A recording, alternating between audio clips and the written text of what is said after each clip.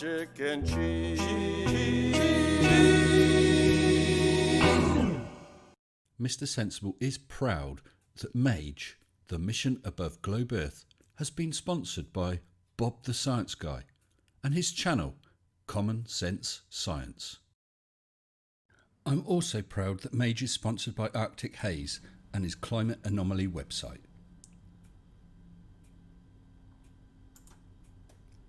Hello, good evening and welcome to everybody. And I've got sound and I've got picture. It's great to see so many of you here in the chat already. Just as I was kicking off, there was 42 waiting. Interesting number, that. Better than 33, of course. And we got 57 watching as I start. Good stuff. And I'm glad that so many of you joined me for the live premiere tonight with the construction of Mage. As you can see, it is really happening. It's all feeling more and more real, and I just cannot wait. We're now talking roughly, well, less than 2 weeks. It could be a week and a bit, it could be nearly 2 weeks, but that's what we're talking about. 24th to 27th of August is the penciled in time frame for the launch. I did see someone in the chat for the live premiere was asking if it was live tonight. I'm afraid not, but it's not far off. And I hope you all enjoyed that, seeing all the bits and pieces that have been added to Mage, and the fact that the target height has now increased from 30 to 39 kilometres. Massive increase. No guarantees, but we might even go a little higher with a little bit of luck, just a little bit.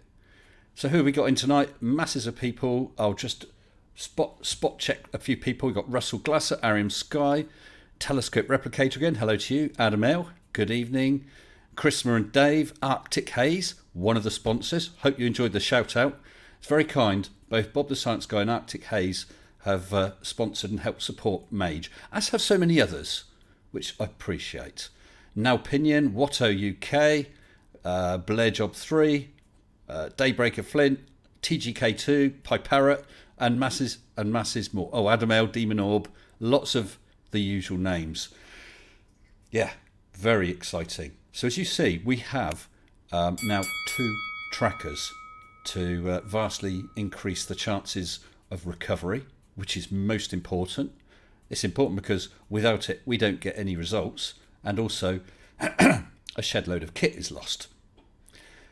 We've got the fancy GPS antenna, so we get better signal for it. We have a third camera.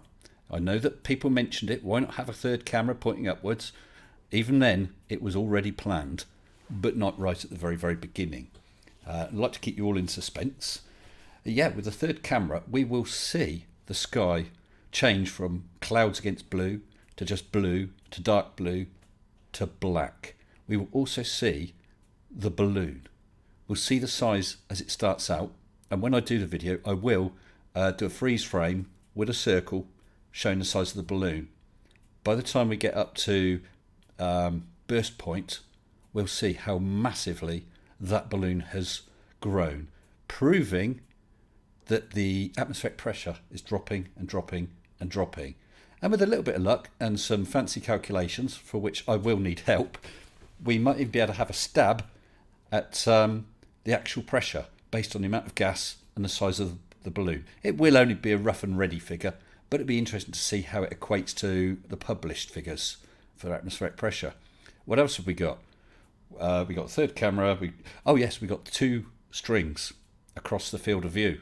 So one above and one below, or one above and one below the horizon line.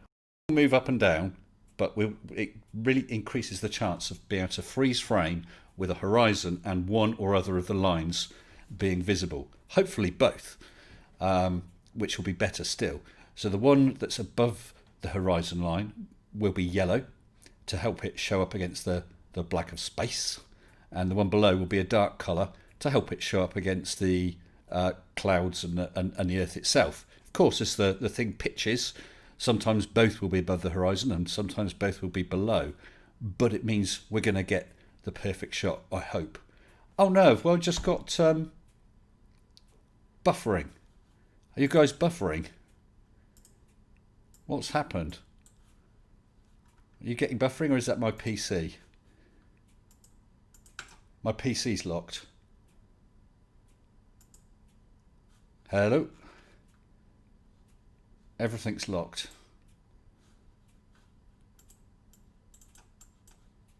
Let me see if... Oops.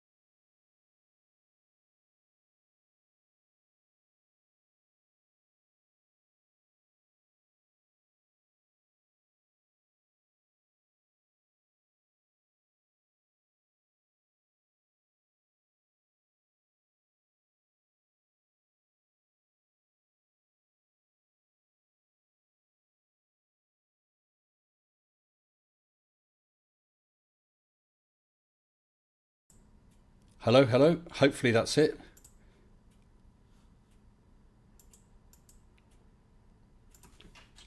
Hopefully you can all see me.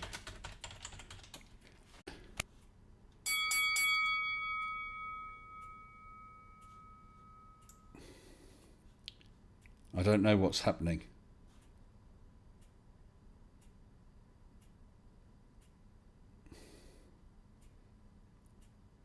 I'm just going to refresh. I'm back again, am I?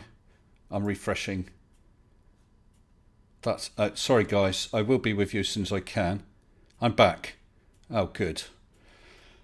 Goodness knows what's going on. I think I'm going to find an axe and give this PC a reprogramming. It will never forget. Yeah, now Pinion, leave the button alone. So sorry about this, people. I don't know what's happening. I really, really don't. All day I've been using the PC, working on a video that's out tomorrow. It's gone as sweet as a nut. This evening I set the live stream, and when I chose my background, it was running and then kept freezing. I actually changed the background to this Matrix one because I thought it was a problem with the video I was playing. Yeah, an axe. Thanks, Arctic. Right, that is well scary. I see that I am back again, thank goodness. Oh, Down Detector shows YouTube issues over the UK again. Why is it every time I stream? It's definitely they're trying to hide the truth. They know that Mage will reveal the truth. They are trying to shut me down. All those nasty, naughty little flirfs. Okay, let's have a look, because I don't know how long this is going to last before it all goes strange. So why don't we bring a couple people in? That's your fair warning. Any minute now you could get dragged in. So I was saying that we got the two strings now on Mage, so that hopefully at all times at least one of them, but hopefully both, will show on the recorded video, so that we'll be able to get some good screen caps. We've also got the upward facing camera to capture the balloon and the black sky, which is going to be quite interesting, especially watching black sky at speed change from light to dark. And yeah, that'll be interesting to run the whole video showing that the balloon expand and the sky get dark. There's a flurf in the YouTube control room. Well, it feels like it. Test Mage in the freezer first.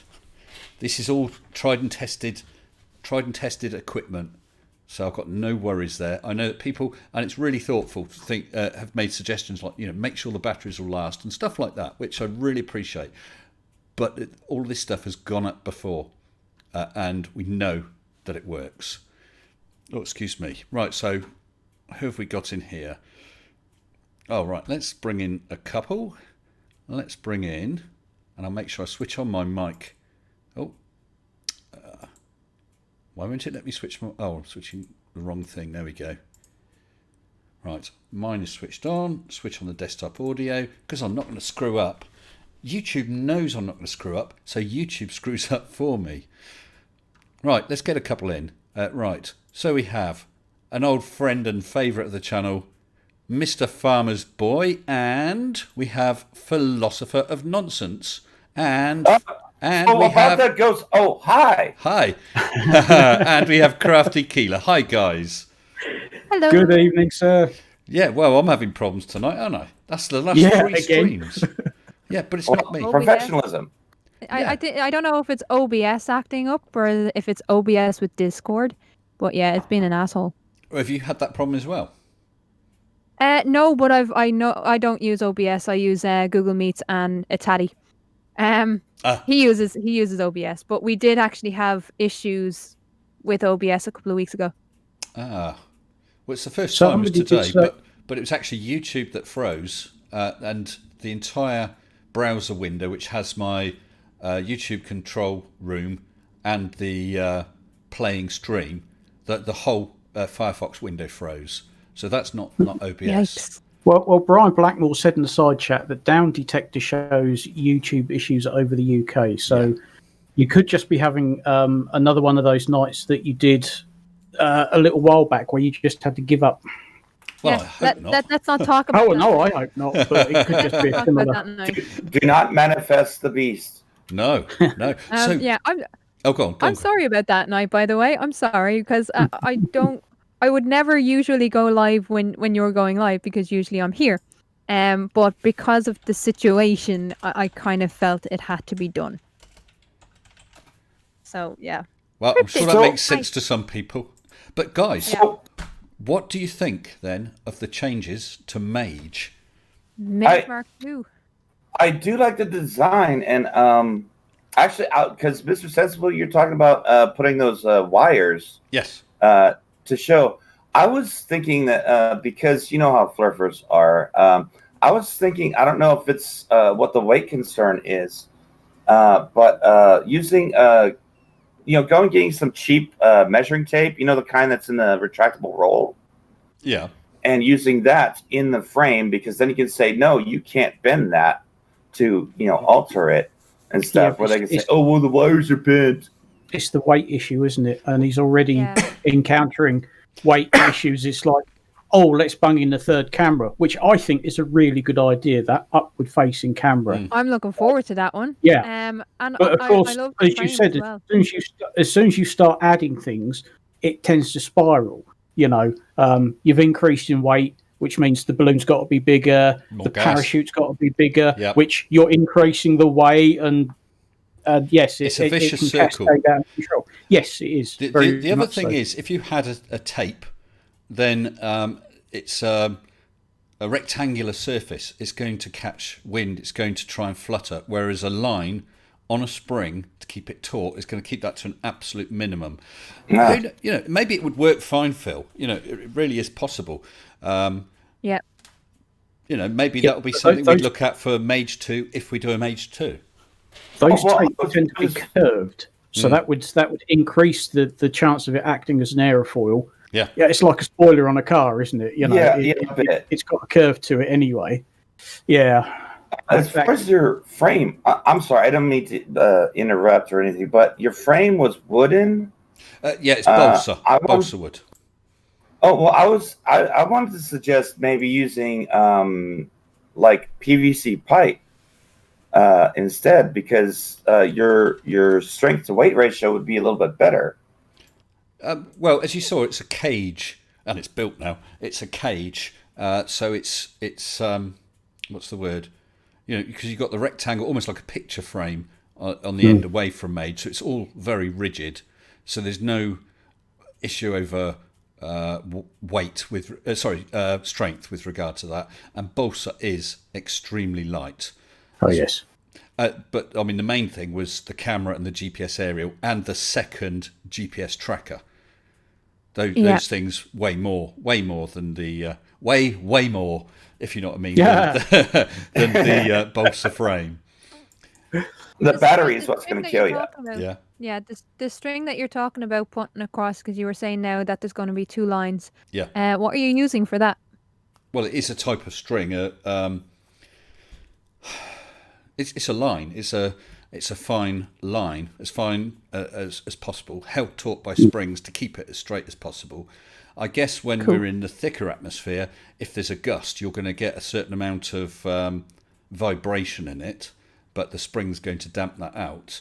But when we get up to height where it matters, there's so little atmosphere that it's really not going to have an effect. I can't see that that's going to have an effect at all.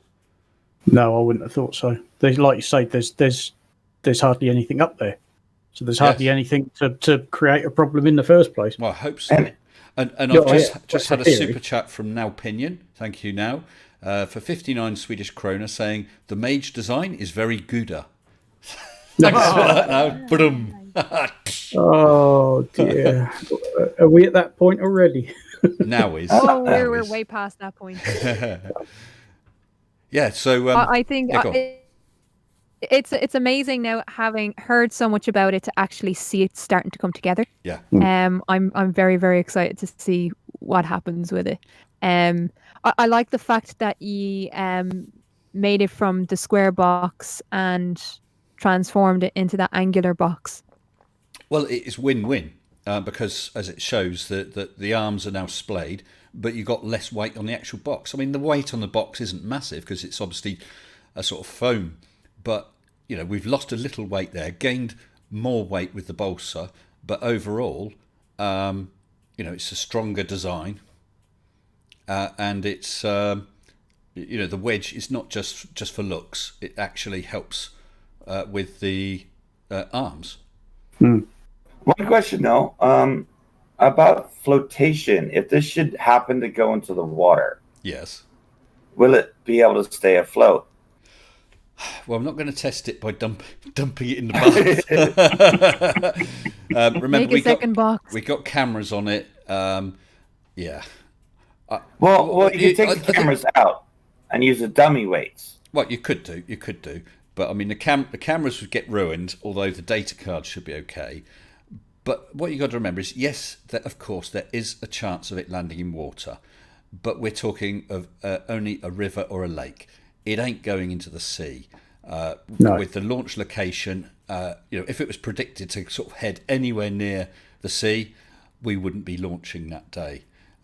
So if we got, let's say, just for the sake of argument, I'll pick somewhere random, and it really is random. Let's say the predicted landing area was Leicester, sort of pretty much in the middle of the UK. Then even if it's a hell of a way out, it's not going to reach the ocean. So all we're going to talk about is the risk of a river or a lake, and there's nothing you can do about that.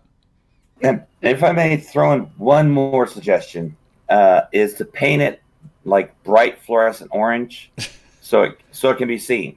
Yeah, well, you've got the parachute as well, which is bright colours. You'll have the remains of the the balloon as well, which is a sort of a pale mucky colour, really, because it's just raw latex. We're tracking it down to within a fairly small area. I suppose if it lands amongst trees, we'll have to do a bit of hunting, but we should be able to find that. We should be able to find it. It's either going to be trees or okay, say it did come down in somewhere like Leicester, it's going to end up on top of a tall building or something, and then that'll be you might have trouble accessing it. But other than that, I mean, in an ideal world, it comes down in somebody's field. Yes. I could just imagine Mr. Sensible knocking on the door of a skyscraper. Not that there would be one in Leicester, in fairness. Can I go up to your roof to get my box? But actually, if you go to Google Earth, pick somewhere in the UK, zoom out, and then when you actually, I mean, it looks like there's a lot of building and a lot of roads and all that sort of stuff, but when you zoom out and you see how much actual land is field and woods. It's the same with Ireland. It's the same with Ireland. Well, really. even more so in Ireland, which is, only been once, absolutely loved it. It was beautiful, Keela. Yeah. But yeah, there is so much green area that the odds are in its favour of landing somewhere reasonably safe. That's sensible, though. Remember our good friend Murphy, who made that law? You heard of that one. I've heard of Murphy's Law. Unfortunately, it cancels out. because Murphy's Law, what can go wrong will go wrong. Unfortunately, Murphy's Law is also governed by Murphy's Law, and it goes wrong. So it can work. If you get what I mean. Such optimism. We live in hope. We live in hope. I see Thud said, put LED lights on it, give the UFO nuts something to talk about. Like when they sent that Starlink train up and what was his name? Was it Meakin? Or the other one all going, look, all these planes, they're all bugging out of the UK, and everybody's going, look at all these UFOs, look at all these planes. And somebody said, they're satellites. Yeah. And he went, no, they can't be satellites. Yeah, have you seen, well, maybe you have, farmers, but what about you, Kilo and Phil? Have you seen the Starlink satellites? I haven't personally, because I don't go outside because people outside are gross. Yeah. Yeah. Agreed. But no, I haven't seen them. I've seen video of them, but I haven't personally seen them. I mean, I'm in the Pacific Northwest, so I don't know if I'm really in their flight path. Well, have a look at a website called Heavens Above, and you can put in your location, and it will show you all the predictions. And I've seen videos. I've only seen them for real once, and it looks spooky. Because I've seen them 4 times now. Because where I live, it's amazing to watch. Across. Yeah. Because where I lived up till recently has been a dark skies area, so there's no street lights. Nice. The only light that you have is from either the houses, which are so sporadic it makes no difference, or from the moon. That's literally it. Yeah. Now I'm back in the city and I can't see shit. Well, Arium Sky says if it lands on a flat earther's property, it's lost. That's right. They'll want to hide the truth. Definitely. No, just Sharpie on it, Flat Earth Project, and then you'll be fine. Yeah, it will be labelled up for return and reward or whatever. You know, obviously we'll do all we can to keep it safe and make sure it's returned. Oop, I'm knocking my mic. Make sure it's returned, and we'll be tracking it. We'll know the rough area it's going to. Let's say, just for the sake of argument, the prediction is smack bang in the middle of Leicester city centre. Obviously, we wouldn't wouldn't need to park up exactly there because it won't land exactly at that point. What we do is we'll go somewhere convenient that's nearby, and then once we see that the positioning as it's coming back down, we'll be able to refine that, and hopefully we're actually really close as it comes into land. And I did say, I think, on a previous stream that I've actually seen a video of a guy who was able to see his coming down, ran onto this field and caught it. I mean, that's cool. Not what you'd expect, but it just shows you the possibilities. Cool. Yeah, that is cool. To be able to say, here it comes, I've got it. And that'd be wonderful, wouldn't it, to be able to film it as well? Yeah, and just while I'm thinking of it, if you remember these, sorry about the green screen, that's affecting it. The Mage patch, the competition. Oh, wait, got it the wrong way up, haven't I? There we go. The competition. Let me switch off the green screen for a second. Getting lost in the green screen. It is a bit, isn't it? What? Lost in the Matrix. Oh, where is it? Cancel that. Where's my filters? Right. Well, just real quickly while you're doing that, I just want to clarify something that Flint said. Daybreaker Flint said, "Lick the like button. I swear it's not a cow and will not lick back." Because he was on Radical's channel and I said something about pressing the like button and he read it as lick the like button. And he said that lick back. I says no, that was Radical. Well, there's the Mage patch. Remember, one of these is up for grabs. And a competition video will be out probably about next Tuesday or Wednesday, with an explanation of how anyone could win this. It will only be one that's available. The others, I mean, there we go. These are worth a fortune. Now I've got complete monopoly on this. Apart from the one that's winging its way across the plain to Osvaldo Greco in thanks for him turning my scribbles into beautiful artwork. So there will be a competition video out, as I said, next week. Of course, if anyone enters that other than me, you're in big trouble because that's mine. Well, you like to think so, don't you, Keela? I do. I do. She's convinced herself. In fairness, I'm whetting the appetite of people to actually join because they'll want to beat me. Well, this is true. I won't ask you with what. Hey. Hey, now stop that. Hey, what? Who? Right, who else we got? Last week, Pi Parrot spent ages sat there waiting. I'm going to drag her in a little earlier today. Hello there, Pip. She can't hear you. She can't hear me. She will now in a minute because she's actually. She'll realise that she's in there. There we Hello, go. Pip. Hello. Usual farting about, get the wrong thing. Hello, yes. Hello, how are you? I'm very well. How are you? I'm super fine, thanks, then, Pip. Good, And good. did you enjoy the premiere video with the with the construction of Mage? Yes, I did. Very good. Makes more sense doing it that shape, I'll tell you that. Yeah. For sure. Yeah. Well, And as long as you think so, Pimples. Oh, don't listen to that, Huskies. I'll bump. I don't know what people. Oh, right, apparently Keela, Watto UK said that's his patch that we're talking Yeah, about. bring it. Bring it on. That's Bring fighting it. talk. I think you find Bring it, it, find people. it mine. It's the same or it's thing. That it's mine. Pip's. It's mine. No, Mine. it's mine. Yeah. It's mine. Yeah, just real quick because I'm probably gonna have to jump off soon because, as I said, I'm sharing a room now with a 9-year-old. So, and she'll have to go to bed soon. So, just to say, just a quick plug. On Sunday on the Agree to Disagree channel, I will be moderating a debate or trying to moderate a debate because this is going to be fun between Conspiracy Catz and The Plain Truth. Oh, that'll be fun. Yeah, that's going to be something. Well, So If the last one they hit no guy. bring along a drink because it's going to be mental. Oh, Cool. yes. Cool. But just in case I have to jump off, that's where Yeah, I'm no be. worries. And Professor Phil Bell is going to be on the iNetwork later for the shows, answering questions. So that's going to be fun. Excellent. Right. Yeah. So Pip, you saw the video. The new height is increased from 30 to 39 kilometres. Oh, you're definitely going to hit the dome then.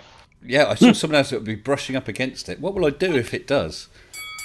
I think someone said once before, rub it on my head, and it will stick to the dome. You'll never get it back. Nice. Oh, Observer says he's going to watch the UK news to see if any strange objects were shot down by the Air Force. I'm sure Sidewinder will do it no good whatsoever. Yeah, that's 24 miles. I know. Yep. Actually, is it 24 or is it a bit more than that? I think it might be a bit less. 24.2. If it's 39 kilometres, it's 24.233. Yeah. No, that is correct. I remember it now. Yeah. 127,952 feet. I just need another 48 feet then, don't I? How long did you say it's going to take to get up there? It will be in about an hour and 3/4 to get up there, and about 3/4 of an hour to get back down. Overall, about 2.5 to 2 3/4 hours, something like that. So it's quite a while. That's going to be the longest 2.5 hours of your life. I know. Well, it just. Arctic Haze says Mage will become another luminary on the dome. Hey, Yep. we could do time-lapse star rotation photography around it just for Riley. That'll really screw with his mind. What? So he can say it's due to light pollution again? Yes. I've never seen so much nonsense in all my life. Hold his beer. And of course, the annoying thing is I can't leave any comments on his bloody video, can I? Oh, you banned, are you? Yeah, he's blocked me, bless him. So I kind of wear that as a badge of honour. Yeah. I'm surprised that I can still get onto O'Reilly's. That's always fun. Mm.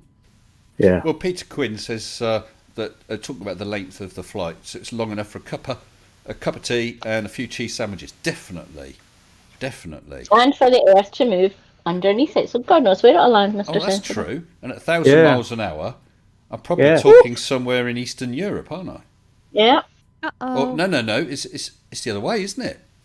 I'll probably be gone past yours, We'll be Keela. America. Yeah. Probably. Middle of the Atlantic. It'll end up in my house. It's going to come down in the Atlantic, That's isn't it? So Why don't we get someone attached? I think it was Arctic Hayes said, put your phone number in it. There will be contact details, definitely. And I suppose, Keela, if it did land on your house, and I have to come and knock on your door to get it back, you win a bottle of champagne. You do realise now that I'm going to try and intercept your project. Yeah, you'd win yourself a bottle of champagne, but it doesn't win you a patch. What kind? What kind of champagne? What do you mean, what is kind it the of real champagne or is it the Tesco's brand? No, not Tesco. I'll tell you what, apparently there's one from, is it Aldi or whatever? Or Lidl's, is it? It's an award-winning one. Yeah. There is? Yeah, there is. Don't want that either. I want the real shit.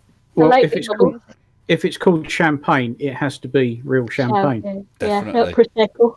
If it's not from champagne, you have to call it sparkling wine. Yeah. I have like nearly 100 people as witness. If I intercept that balloon or that box, champagne is mine. Okay, but that's fair enough. Mine anyway. Yeah, Keela. We don't even have to talk about the patch. That's already mine. Well, the patch will be inside the box, of course. That is true. So someone else. Then I'll have two patches. That'll be awesome. No, there's only one. There's one for Osvaldo, and that's already in the post to him. There's one for me, one for Mini Miss Sensible, who's doing filming on the day, one for Q. Oh, it's the patch from that. Okay. And one for someone to win.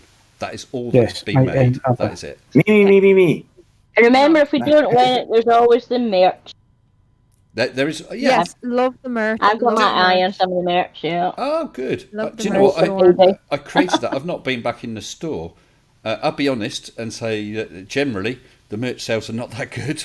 But I've no idea if anyone's bought any Mage merch. If they have, thank you very much, and I hope you enjoy it when you get it. I know that the quality of the stuff, because when I first set up the Teespring store, I ordered some bits for me just to check on the quality before I enabled it, because I didn't want to be... because I'm not being funny, it's not the cheapest of websites. It isn't. And I wanted to make sure it was of a good quality before I offered it to people. And it was, or is. Farmer's Boys get some of my merch. Has he? Yes, I've got a pie parrot mug. Yes. Oh, well, listen to that cackle. Listen to that cackle. Evil laugh right there. I'm just I ordered one first. Effort of getting merch. I will at some point, but it will be with the iNetwork because we're working on merch, all new merch for the iNetwork. So all of our stuff will be in there. That's gonna be fun. Well, I don't expect anyone to buy the merch. I'm not putting the merch up there as thinking, hey, that's a good way to make a bunch of money. No, it's there for people who want it. And in fact, it was people on the stream last or the previous stream who suggested some Mage merch, which is why I did. Me did. I'm sorry? I did. I wanted a bag. Well, there you go. Oh, yeah, because I did a bag as well, didn't I? Yeah. Well, I haven't got it yet. I'll wait to payday. Peter Quinn says, don't get Teespring masks. They're only one layer of cotton. That's disgusting. Really? I couldn't get my logo to fit on. I tried. Yeah, but I just want to...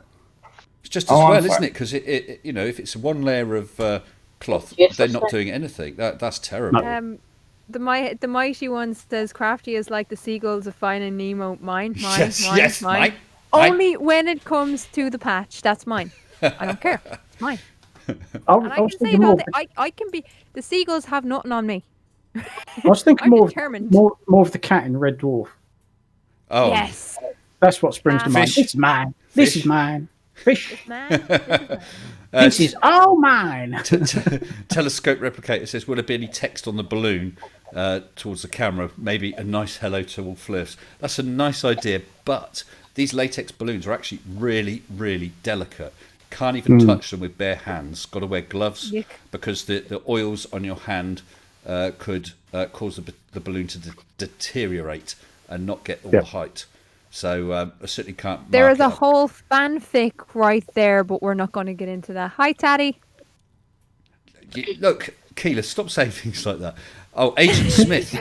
Agent Smith, 666. Nice background. Thank you, sir. Well, he would say that, wouldn't he? Definitely. Definitely. Oh, dear. Can you outrun an agent? No. No, but I can outrun you. That's all you need to do. Yeah, No, but exactly. That's when all I you need teach to do, isn't it? You only need to outrun one other person. Yep. You can't outrun an agent, or you can't dodge bullets. But when I teach you, you won't have to. Yeah. Oh, Chris Durham musicals in there. And Chris, I do want to say, and I hope you've noticed, but in the side chats and in comments from the various Mage videos, there have been massive compliments made about the music, the intro music. That's been really popular. Thank you for that. I love it. Yeah. It's fun. Oh, Is there a planned date, Sammy K asks? A planned date. What, for Mage? For Mage. There's a date range for a couple of reasons. One is it's a range of dates when I'm not at work, which always helps. But it also we needed to pencil something in so that my daughter was available and Q is available. And it gives us a range of dates as well because, of course, the weather might not be very good on one day and forecast better for another. So we've got several options. And the last reason is if I did have only one exact date, I wouldn't be announcing it because the exact day and time is secret. I've had a lot of people asking or suggesting I get a flurf there for the launch and the landing, either to make sure it's all really happening, to perhaps check the equipment, even suggestions of putting one of their cameras in. Cameras out anyway because of the weight issue. But it is all being kept secret for various reasons. So I couldn't have anyone like that anyway. And I was thinking about it, like Bob Nadell and his 15 degrees per hour. Thanks, Bob.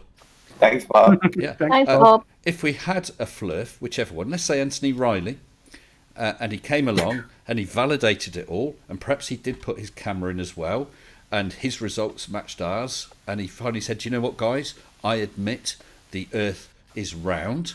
The first thing that will happen is every other single flat earther will say, he's turned, he's a paid shill. And you're back to square one. So not gaining anything. Mr. Sensible, you said flurf, not Poe. Yeah. Well, yeah.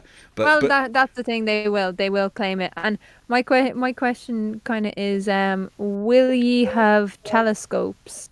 Because I'm just thinking, what might be interesting is like what Red's Rhetoric and Astronomy Live do with the rocket launches, is to actually film it from the ground going right up. Well, so if you have a telescope with that, not with a scope, because it's rising. We're looking for a descent rate of about 5 meters per second. I'm not sure on the upward rate, so it's not. It wouldn't be that exciting to watch from down there. No, but you could speed it up.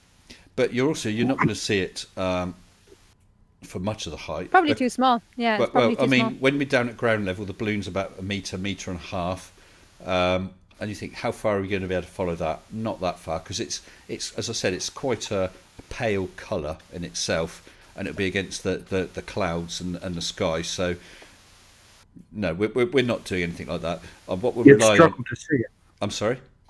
You'd struggle to see it, wouldn't you? I think the latex you would. balloon. You're only going to see it. Unless you're launching in a thunderstorm, it's sky-coloured, isn't it? Yeah. Well, let's say you managed to track it up to 6,000 feet, which I don't think you could. We're still talking about 120,000 feet. Correct. So it becomes meaningless in the whole grand scheme of things. Much better will be a launch to landing film, which I'll be able to show. So I'll be able to start off showing film from the camera, pointed at me so you can see my face as I let it go, with another film superimposed in the corner of me actually doing it. And you've got that unbroken film going all the way up and then all the way down, landing in a field somewhere until I walk up, hopefully, and pick it up. I found it. So that's going to prove it. It's going to prove that it went up there. And we'll also have the telemetry file. The launch area is secret, so for telemetry, the altitude, the full altitude from start to finish will be on it. But for launch, the initial GPS coordinates for the first few minutes would be stripped out because I don't want to reveal the actual launch location. I do have reason behind that, but all the rest will be in there.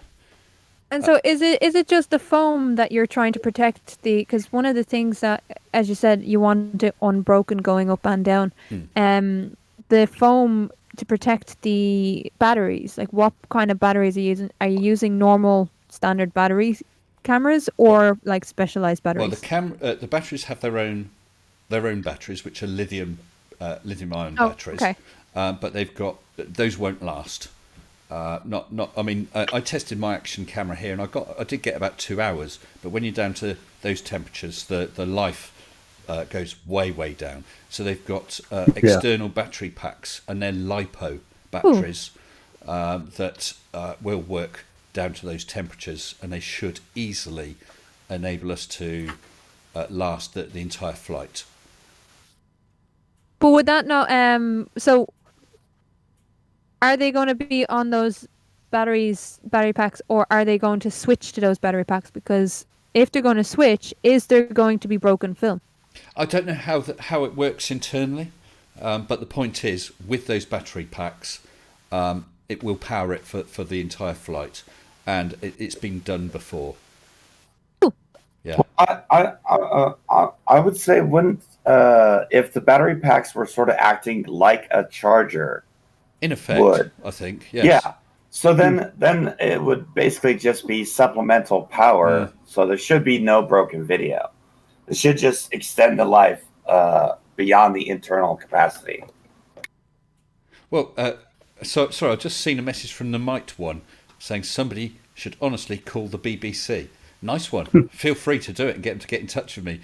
I have had a thought about some publicity after the fact, to drive some interest. Yeah, that would be good, wouldn't it? Look what an ordinary guy's done. I would advise, if you are going to talk to the BBC, that you don't overly focus on this. This experiment was to prove that the Earth was a globe. More that it was to, I don't know, document. I don't know. Well, I wouldn't basically it's to show the curve, and hopefully to persuade some flat earthers. Hey, here's an honest experiment. Either the Earth really is showing a curve, or I've got some real explaining to do. And for people like Oakley to rub their blooming nose in it. Yeah, but that's not how you're going to get the BBC. I'm just going to be honest. No. But with something like, let's just say the BBC, it would be a case of, look, an ordinary guy sending up a weather balloon in a fun, crazy, quirky Englishman sort of type experiment to show that the Earth is a globe and not. Do you know what I mean? It's interesting. Oh, Darkman says ITV this morning. I think you got to just sound crazy enough like a flat earther to get the BBC's attention, because they apparently love to put flat earthers on. So if you sound crazy enough, that might just put you on. The second best Bob says the BBC had Mark Sargent on. Yeah, they did. Yeah, but you got to watch out, because BBC will then try to claim your footage and then want to charge royalties for it, because they like to steal. It was ITV. Media. It was this morning. It was ITV that had Mark Sargent on. Oh, with Holly Willoughby. Holly Willoughby and they had him on twice, because once he was on his own, and once he was on with allegedly Dave and someone else. Yes, I saw. Oh, not that guy. Arctic Hayes got an interesting thought. Tell them you're protesting against all the anti-science movements. Yeah. Oh yes, nice angle. Yeah, there's all this anti-science around. Ordinary guy tries to show some homemade science, if you like. Science. No. Yeah. Radical guy. So you gotta throw that in. Sensationalize. Particularly good-looking guy. Okay, now we're going a little over the top. I mean, I'm not arguing with you, but that's not the edge you're looking for, is it? You know, that's not the unique selling point. Oh, I don't know. All right, I'm quite unique. Well, we're all unique. I'm not. You're very unique. Thank you. We're all individuals. I'm not. Let's get brainless. Just thinking about Life of Brian. On Agree to Disagree last week, Creaky mentioned that he doesn't find Python funny. What? And the whole chat went into uproar. Now, if you watch Creaky Blinder at all, you will see the quotes from Life of Brian. You will see the quotes from some of the movies. And he sat there on the laptop, typing out quotes while saying he doesn't find Python funny. And everyone was up in arms. He was actually quoting Monty Python for the full thing. I'm bringing Brainless still in now. Hopefully, hello, Brainless. Hello. How are you, sir? How are you today? I'm fine. And you? I'm good. Yeah. And I actually, what was it? A week ago or something? I've watched A Life of Brian. And finally. Was that the first time? Yes. And what did you think of it? Oh, that's cute. It's fun. It's funny. I love the British humor. Yeah. So have you watched them all though? Have you watched all the Monty Python series? No, not yet. Give him a chance. Give him a chance to breathe. I love the bit. I love the bit when they run up the spiral staircase and fall off, and suddenly they landed in a UFO, have a bit of a car chase, and then crash land exactly where they started. And what the hell's that got to do with the rest of the film? Brilliant. But we're getting off track a bit. So, Brainless, did you see the Mage video tonight? Yes. Why wouldn't I have? Any thoughts? Any thoughts or comments? Well, as you already pointed out in the last stream about Mage, everybody already came up with suggestions, and apparently you already had all those things. Not all of them, but I did have some of them. Yes, did have some of them. Yeah. But remember, the whole Mage thing is running behind reality. So when you guys saw the initial announcement, it was already being built. You know, and when you saw the design, it's pretty. It was constructed. When you seen this today, it's probably sitting on a shelf gathering dust. You know? Yeah. Oh. 1 second. Let me just double check this. Right, second best Bob. No, I have got the super chats, and I have a method of calling them up. So they are working. So, Super Chat, second best Bob said, any rough location you can tell us about the launch site? Where I am was, there was the most mental storm last night. And then, that was for £5. And then another £5 saying, our Super Chat's not working. You didn't read my last one. Bob, I'm sorry about that. It wasn't forgotten. It's on the list. But I tend to let a few build up.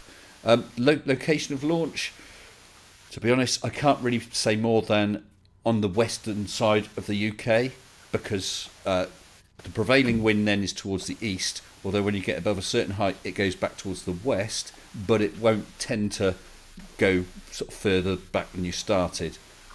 And I'm afraid I can't go into it more than that. I mean, there will be some of the details of the route, and certainly where it landed, because hey, wherever it lands, there's nothing I can do about it. That will be published for definite, where it landed. It'd be quite interesting, quite exciting to find out where it lands. Yeah. It will certainly be launching from planet Earth. Yeah. It will certainly land on planet Earth. Let's hope that. Arctic Haze, what you need to do is come into the live waiting room with a mic and headphones. Live waiting room. I can't see, I mean, you might be on the Discord, but you need to go in the live waiting room. And when we see there, we'll pull you in. Arctic is one of the sponsors of Mage. and wants to come in. This time you got the right one. I have. Shh. Gary Isler-White talking about the frequency for telemetry. I'm not revealing the frequency. Well, actually, I don't know the frequency for the telemetry, but I won't be releasing it anyway because I'm aware that a lot of people might be interested, and if they were aware of the launch time, might want to just follow it. But it also means there's the possibility of someone actually trying to track and get to Mage first, or to just block that frequency by broadcasting on it, so we can't track it at all. Real quick, I have a 9-year-old who really wants to go to bed, and I see Arctic Haze there is in the live waiting room. Yeah. So I'm going to love you guys and leave you. I will be on the iNetwork tonight, probably, or I'll be in the chat anyway. And yay, agree to disagree debate with the Plain Truth and Cats on Sunday, 2 p.m. BST. So if you're around, pop into the chat and we'll have a bit of a laugh. All right. Good luck on that, Keela. Okay. All right. Thank you guys. You take care. Bye bye. Okay. Bye, Keela. So let's bring in Arctic Haze. Hello. Good evening, Arctic. Hello, Arctic. Oh, does this mean we can't talk nonsense about him anymore? Well, I think we might be able to, because hello, Arctic, you there? Das Mikrofonen ist he's disappeared. Oh no, he hasn't. Fingerpocket. Arctic, we can't even see a microphone. Can't see you talking. Don't know if you can hear us. What I'll do is I'll pop you back. I'll pop you back into the live waiting room. Colon's not there anymore. Well, we'll leave you sat in here, see if you can get things going. He's responded in the side chat. He said it did not work somehow. You're absolutely right, Mark. Yes. We can see you, but we can't hear you. That's a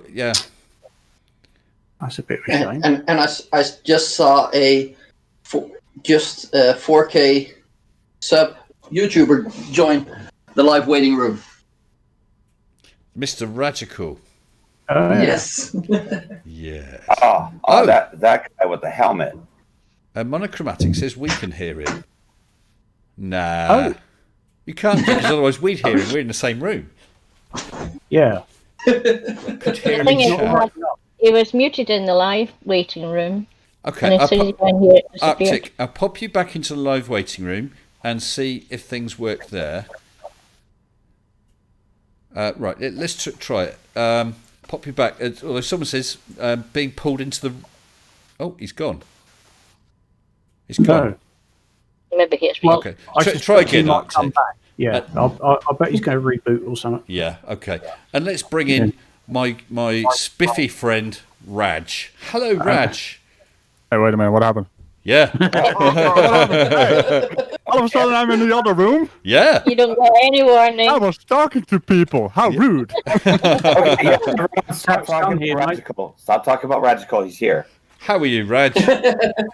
I was just wondering what you guys were doing, but then I saw Mr. Sensible is live, and apparently now I'm here. So, hi. You are here. And I arrived on the Facepalm Express, apparently. Yeah.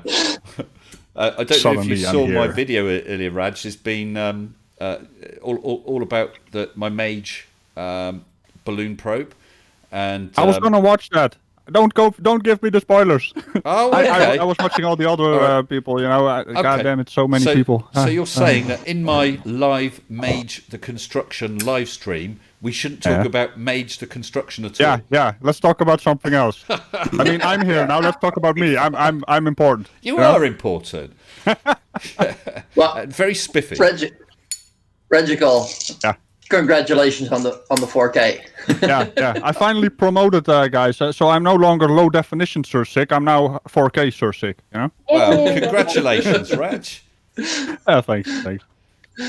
So what's happening? But yeah, go right ahead. You have my permission on your own stream to talk about your fancy thing you're gonna send up. You know.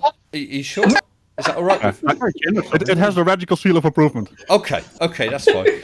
Well, we've now changed, Raj, from a target height, because we put on a third camera, a GPS, an extra GPS antenna, a second GPS tracker, and there's more woodwork as part of the thing. It's a lot heavier, so we weren't going to get the height. So we've actually increased the balloon size, and then as we were doing that, I thought, well, let's go for more of a height. So we're now, instead of going for 30 kilometres, we're now aiming for 39 kilometres up, the same height as Felix Baumgartner's jump. Oh, that's you're gonna see some kind of. I mean, we can agree to disagree with bloody Neil deGrasse Tyson. You're gonna see a curve. Yeah, that'd be good. He says you can't, but you know. Well, as long as Mr. Sensible added the NASA CGI projection unit, we should all be fine. Of course, all I need to do is in that balsa frame in front of the camera, I just need to put a bloody big photo from the ISS, don't I? There you go. Bye. Oh, look, we can see 39 kilometers up, right at sea level. Yes, that's true. Shh. Right, Arctic Haze is back in. I just saw he had a mic and headphones. Let me try dragging him in again. Hello, Arctic. Are you here? Can you hear us? Hello, Arctic. Such a rude guy. Yeah. No, don't say that. He's a sponsor. Hello, Arctic. He is not a rude guy. Hi, Arctic. I'll tell you what. If I pop him back in there, a philosopher, could you pop into the live waiting room and see if he's working while he's in there? Well, he's here in the live room right now. But I'm wondering if it's just a problem with the live. So if I pop him back into the live waiting room, can you just pop there? I'll bring you back in a minute. Just pop there, see if he's all okay. Thank you. Right. Hopefully we can get him working. I think Colon's had to drop out tonight for one reason or another. Yeah.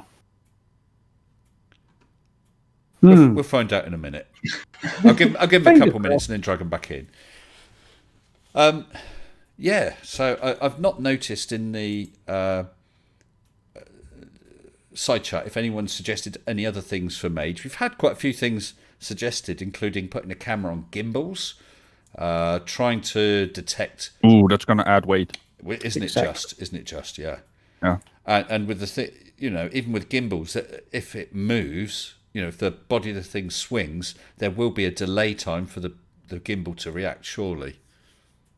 Yeah, it's a kind of that's the entire idea of a gimbal. Yeah, I mean, if you have a gimbal underneath a drone or quadcopter, is it supposed to be called? But the thing basically just has a little bit of a lag, so it's smoother. It's trying to ease out. But I think I found a gimbal for about 200 grams, and it was pretty good. Problem is, it's in China, so it's not going to be here next year. But that's nearly a quarter of our weight, which is including cameras, batteries, trackers, the box. That was the lightest one. Parachute. Yeah, and if you had the perfect gimbal, so there was never any delay, that would be one thing. As soon as you get a delay, which means you will get some movement, however slight and slow it is, then you can no longer take measurements, can you?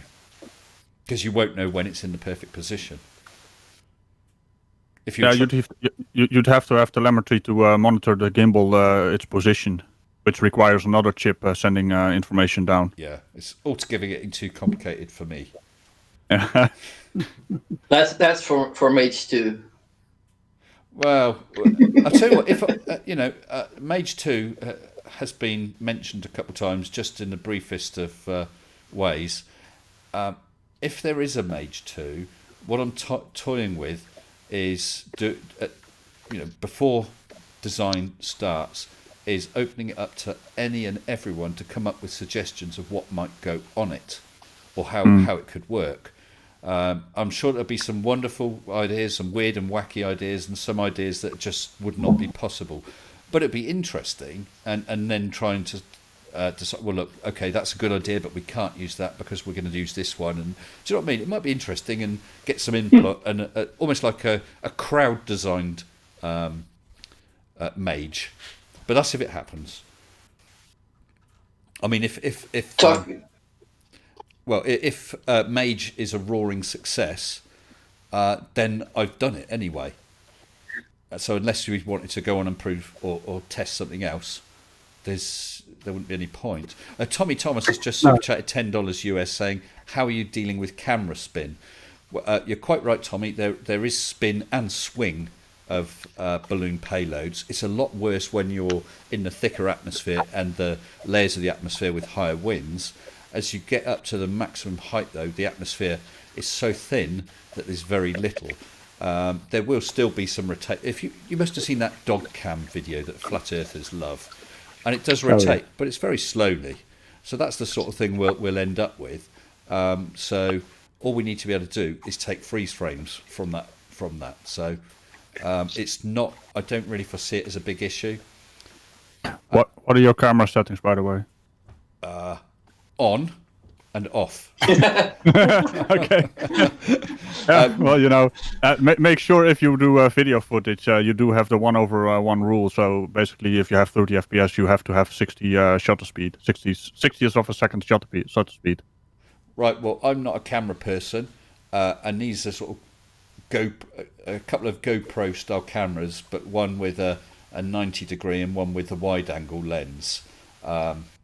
As we can see the difference. Yeah, well, yeah, the wide angle one is just for fun, but it will be interesting to compare it. It's the narrow angle lens one, which is the important one. I know little of such things, so I'll be using the experience of Q, who has sent up balloons before for various other reasons, and I suspect mainly with wide angle lenses, as most of them do. So he must know the settings of the cameras to make it okay. It's kind of a little. Q Brand says something in chat. It's kind of a trade-off. If your camera is capable of 4K, well, it's a GoPro, so it's not really 4K. It's just some kind of up-res stuff. But then you are stuck on 30 FPS. If you have like the 1080p, I think the mid-range mid-range GoPros are capable of doing 60 or maybe even 120 frames per second. The higher the frames per second, the more smooth it is, and the more frames you can actually get. Yeah, well, Q is in the side chat tonight as Q Branch, and saying that it will be 60 frames per second on the upward-facing camera. There's good reason for that. Generally, there's not a lot to look at. As I said, it's just the clouds, and then when you get through, just to the plain sky, getting darker. But the reason you want such a high frame rate on the upward-facing camera is to capture the burst, because some of those are quite beautiful. Because it's not like an ordinary balloon, a kid's party balloon. When you pop it, it goes into 2 or 3 pieces. These things can shatter into hundreds of pieces. Absolutely stunning. So we want to capture that if we can. There's no guarantees, but if we can, that would be great. And Neil Sullivan asked if sun glare will be a problem. Yes, it will be when the camera's pointing towards it, but we've got a camera on each side. One's the wide angle, one's the narrow, and it's not going to be pointing towards the sun all the time because we've got that movement. So there will be parts of it where you're going to get a bit of glare, other parts where you don't even see the sun. And it depends how high the sun up is in the sky. I think it's over about 3,000 miles up, isn't it, Raj? Something like that. Yeah, we can't get to that location. Yeah, but if you do it during noon, the sun is mostly up in the sky, so it's not near the horizon anyway. Well, unless you have a lot of wobbly wobbles. Well, I think the official distance, if I remember rightly, is roughly 3,000 to 10,000 miles, but we can't know because we've never been there. So, well, maybe a bit more gas will get Mage up to the sun, and if it's hydrogen, and it's extra fuel for the sun. So watch out for a really bright sunny day. We're gonna refuel the sun. Absolutely, it's a project, isn't it? Something to do. Yeah, I can't see a balloon's worth making. Yeah, but have you seen the size of the sun? If I put my thumb up, it covers it up, so it's not that big. Technically, the sun is no bigger than your thumb. Hang on a minute. Let me just make an experiment here. I'll just slide back on my chair, hold my thumb up. Where have you gone? There you go. Oh no! Right, I forgot all about poor philosopher of nonsense and Arctic haze. Let me try and bring them back. Hello, philosopher. Oh yes. Did we get Arctic working? Mostly, but the crew is working on it, or has been. Hello, Arctic. Hello. Oh, See, no. told you he's rude. Right, Arctic, I'll pop you back again if they're working on it. Almost had him. Almost had him. So do there. you want to go back there, Phil? No, actually, I'm fine right here. Everyone, everyone there has actually been quite helpful. Okay, They're all brilliant. working on it for Well, him, thank you so. guys in the waiting room. Appreciate that. Gary Y. Benga is in the chat, by the way. He's Gary. being muted again. Oh, Yes. dear. What did he say? Well, He yeah, keeps what copying and pasting the same old crap. He just copy and paste. He did it last week and Colin warned Oh. him, so I warned him tonight and he did it again, so It's the have exact 5 same. minutes thing to I'm think talking about Gary, it, Gary. what's the point? What is the point? You're quite welcome to post in the chat, to post flat Earth stuff. That's absolutely fine. Have no problem with that at all. But be creative. Write some original thoughts. Don't just cut and paste rubbish. Well, to be fair, Mr. Sensible, he did come up with the newest theory on flat Earth, Oh, go on. where What's the that? sun where the sun is tilting instead of. And that's why it's getting smaller. It's tilting. Tilting. Yeah, a spherical object is tilting. Hold apparently. on, it's a flat sun now, or Yeah, it's a flat sun. Oh my goodness. But he didn't get that far. He basically said it is tilting. So we have to assume it's also a flat disk that is tilting away from us. Oh boy. So, That's so the not a sun problem. is so the sun is flat now too. Yeah. Just like a first learning curve. Well, no, wait, no, I get it. It's because you know how they used to say that it was the dark light from the sun when it turned around, and that was night. Oh, So maybe the it's backside. tilting over. Ah. Yeah, it's tilting over to the dark side. of course, Darth we can Vader. prove that it's a sphere by watching sunspots go across its face and a while Yeah. later reappearing from around the back. Thunderfoot has a really good video on that. He basically captured the rotation of the sun using his telescopes. He was quite impressed. He actually managed to do that as well. Well, I remember, Raj, when I was about 15 years old. Was it? Yeah, in fact, it was 15 years old. I used to do a newspaper round in the early mornings, and you get misty early mornings, and so you could actually look towards the sun because it was that faded out, and you could see sunspots. It's quite rare for sunspots to be large enough to be visible, but over several days I was able to watch those and see them move. That was fascinating. Yeah. Cool. Yeah, because nobody knew, but the sun is really big. Yeah, it is big. Well, it really isn't. I mean, Mr. Sensible just said he can put his thumb in front of it and it's gone. So Well, no, that's just the kids in the hall. Nobody home. I tried Crushing your head. I tried that in front of Mrs. Sensible's bottom, but I couldn't hide it. Oh, then. Now, Mr. that- Sensible, do you want to hide it? Not particularly. well, because then huge R's will come in here, Huge and then Rs. we'll really have some problems. That you need more than 2 hands. well, if huge R's comes in here, we can hide them in the chat. So technically, we could hide a huge R's. We could. I'm just saying. Oh. Unless he's a moderator, then we can't. Oh, thank you, Daybreaker Flint. Apparently, Arctic Haze is ready. Let's bring him in. Fingers crossed, you there, Arctic? Activity. We can see you trying to speak now. Hello. Hello, Arctic. I think I just heard him when he came in, I but know. Wait, I heard a little. Yeah, just as I dropped him in. Arctic. and as soon as he came, All right, let's let him go back and try again. And Rangerman9404, thank you very much. Super chatted $5 US saying research flat derp. if only those guys actually did any research. And just watching YouTube does not qualify as research. Might be interesting. well, that's the problem. It does for them. Well, they call it research because they searched it again. Yes. So we got another definition problem, eh? Yeah. I doesn't always come down to definitions. that is a very good one. Research. So that's But why we the- don't understand them. They just use words differently. They say do your own research. So they mean look for what I told you to look at, and then refresh the page, Yes. and then you see it again, and now you've researched. Yeah, so you've got search, and F5 gives you research.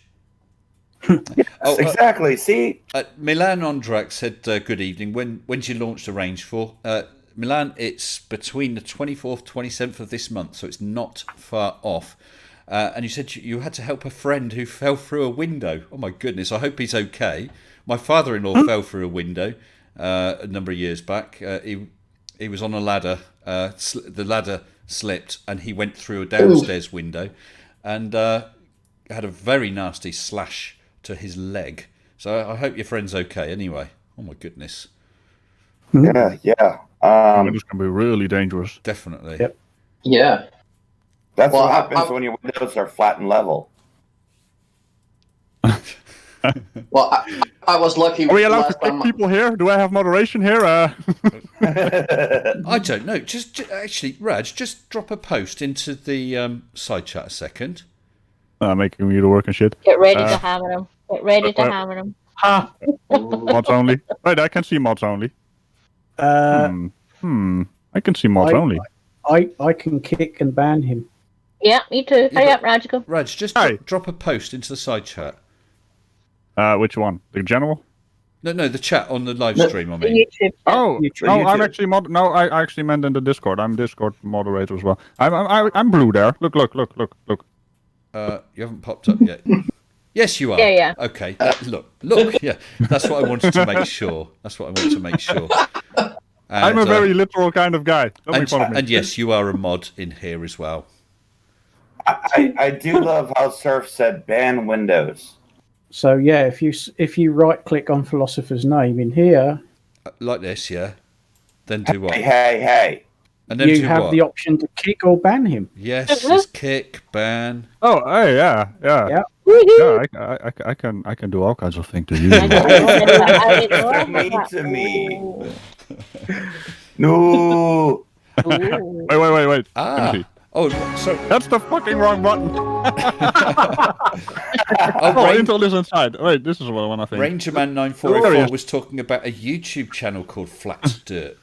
Thank you for that, Rangerman. I'll have a look at that. Oh, it's It must funny. be on our It's side, funny right? cartoons. Well, I It's hope he's really on our good. side. That one. Oh, that is Flat Yeah, Derp. he does little cartoons. Great. It will be funnier Some if of it's those. actually a typo. Yes.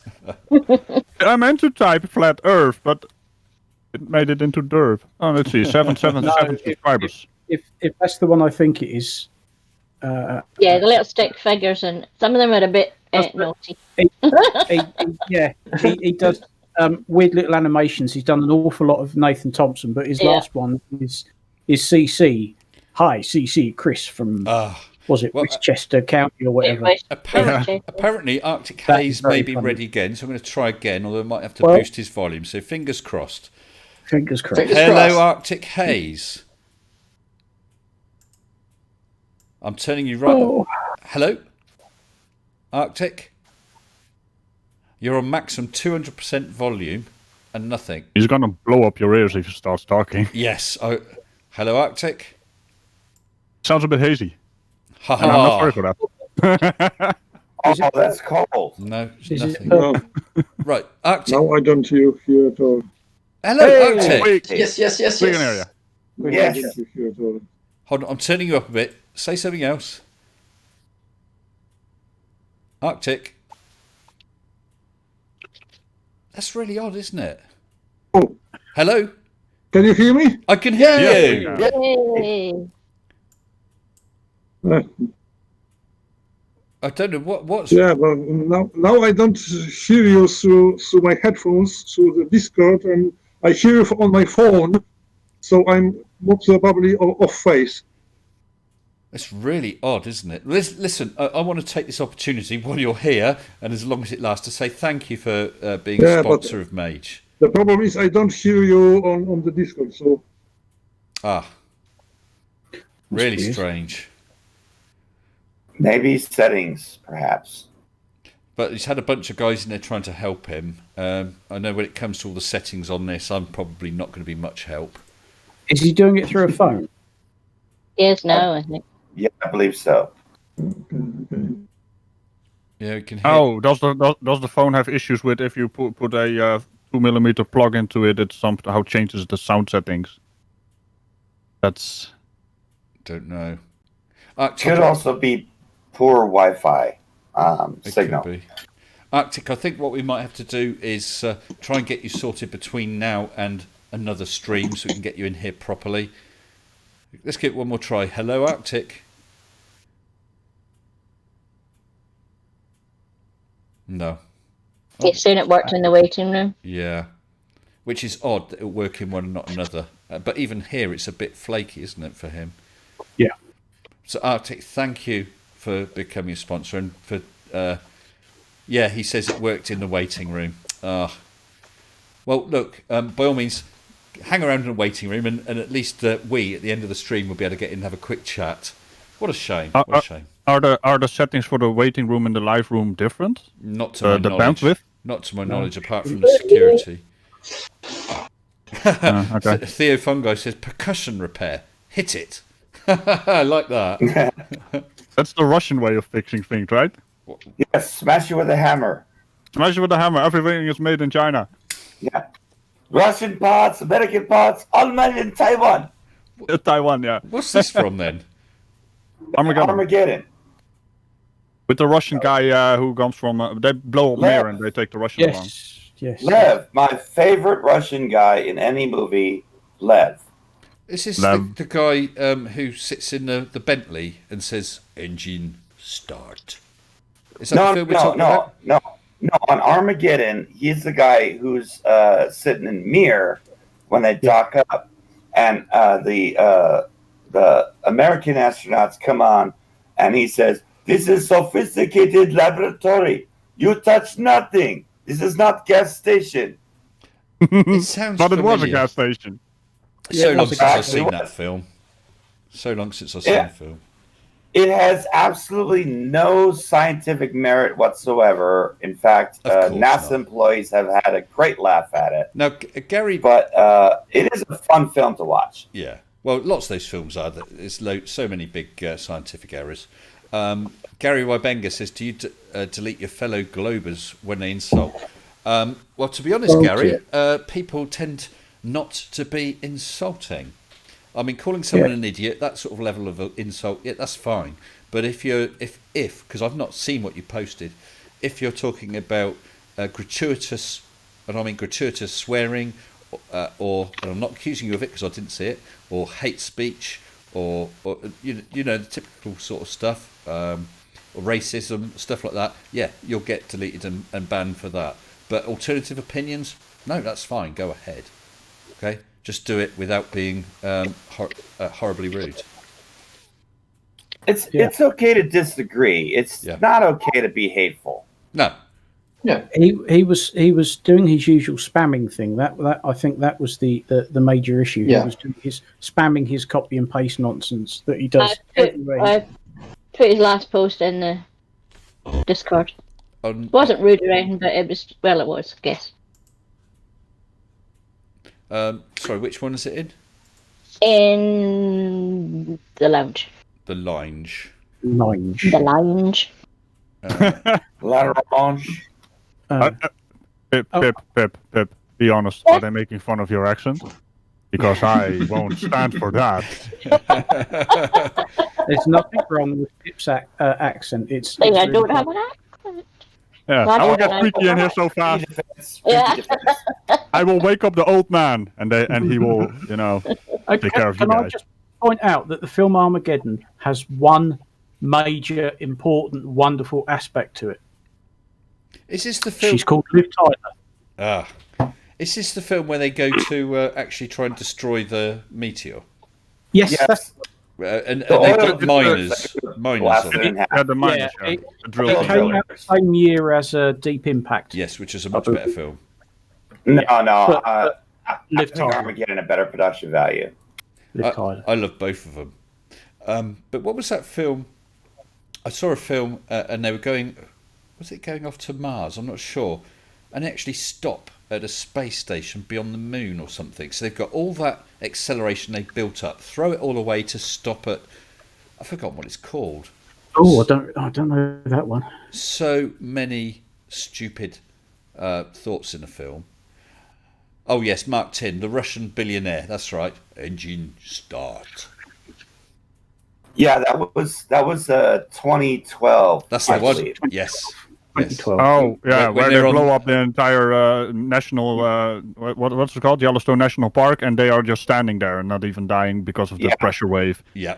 Uh, Yeah, actually, that's Mr. Sensible. interesting you say that, Raj. Yeah, I mean, I'm sure everyone's seen film footage of that Beirut explosion, because you see the fire, you see the smoke from the fire, then you see the start of the explosion, then it suddenly goes white, and that races towards you. That's the pressure wave, and as that's got, and the camera people with filming get knocked over and thrown away. But then after a few seconds after that pressure wave's gone past, you can actually see the actual mushroom cloud of explosion. But the pressure wave, yeah, you're quite right. With Yellowstone erupting, yeah, the pressure wave would kill you, wouldn't it?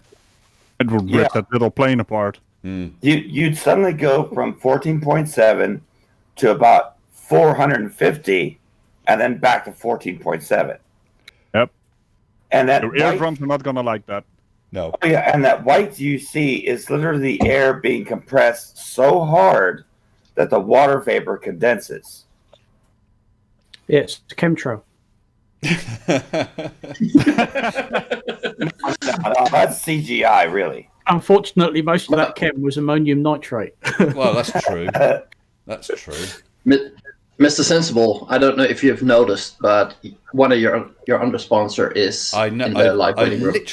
literally just saw him, so let's get him in. Hello, good evening, Dr. Bob. Hello and good evening. How are you, Hello, sir? Good That evening. sounds like Mr. Sensible. It wait, certainly wait. is. Wait, let me correct you on this. This is Dr. Bib. Dr. Bibb. Yeah, someone called you that Dr. sounds- Bib, right? That sounds like a radical to me. No. Yeah, well, that's radical, but it wasn't me who said that. It was a flat earther who called you Dr. Bib in the chat. I know. That sounds like Mr. Radical bringing it up. Yeah, exactly. That's me. Humiliating me in front of all my friends. That's what I do. That's what I do. That's what you do. Well, Bob, I don't know if you actually caught the construction video. No, I didn't. Because there was some news in there. There was. There was, yeah. There's been a number of changes to Mage, improvements, I hope. We've got a second GPS tracker. We've got an upward-facing camera. Now, we've also got two reference lines and a wooden framework for it. So all of those things add weight. Which Do you have any rockets? Gotta have rockets. Well, all those things mean less height. So we're now using a bigger balloon with more gas. Well, just use two. Well, that's true. But we've got a bigger balloon with more gas, and instead of a 30-kilometre target height, it's now 39-kilometre target height. Ooh, More bang for your bucks, 40. Bob. More bangs for my bucks. Yeah. Well, you got a couple of nice sponsors. Yeah. Well, Arctic Haze was in here earlier trying to get working. Unfortunately, we couldn't get him working in the chat properly. Never mind. And Dr. Bob, I was talking to Mr. Sensible earlier. He was thinking about the rockets, but he ran out of helium. Couldn't get enough helium to, make the air balloon for the rockets, like CC says. Well, that's what you use hydrogen for, man. That's why they burn. And Phil, maybe you weren't watching too closely on the design vid, but we're not using helium. We are using hydrogen. Oh, I was Because it's more watching boomy. Yeah, It's more exploding. Thank you, Bob. See, Dr. Bob was listening. That was technical. That is. It's more explodey. Oh, Yeah. No, I was watching that part. I was just saying that's why you didn't use the rockets, because you'd need a whole lot of helium. Well, you Because see, you can take that's the only way one of rockets those. go up. You take one of those balloons and then you fill them up with hydrogen, and then you tie a burnable string to it and light the fuse and let it go, and it goes boom up in the air. It's awesome. But wait a minute.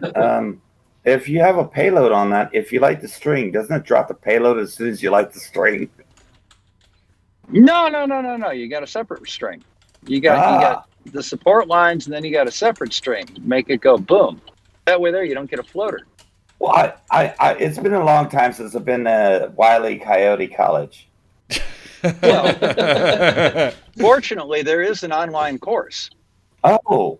Oh yeah, Looney Tunes. That's right. That yeah, I forgot about that. Yeah. You know, the sad thing about this is I start National Safety Officer College on the 19th. So God help us all. Bob's Dalek-ing again.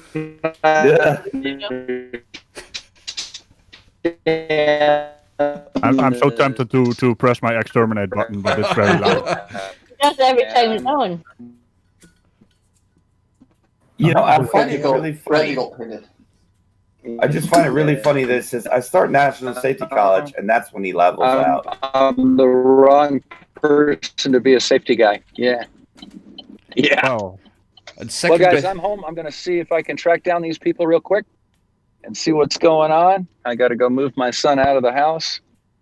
I'm getting a new studio. Used to be his bedroom. Nice. I took my daughter's bed. For a second there, I thought you were going to go into, I'm going to get a new son. Oh, he's roboting again. Now I'm going to get a new studio.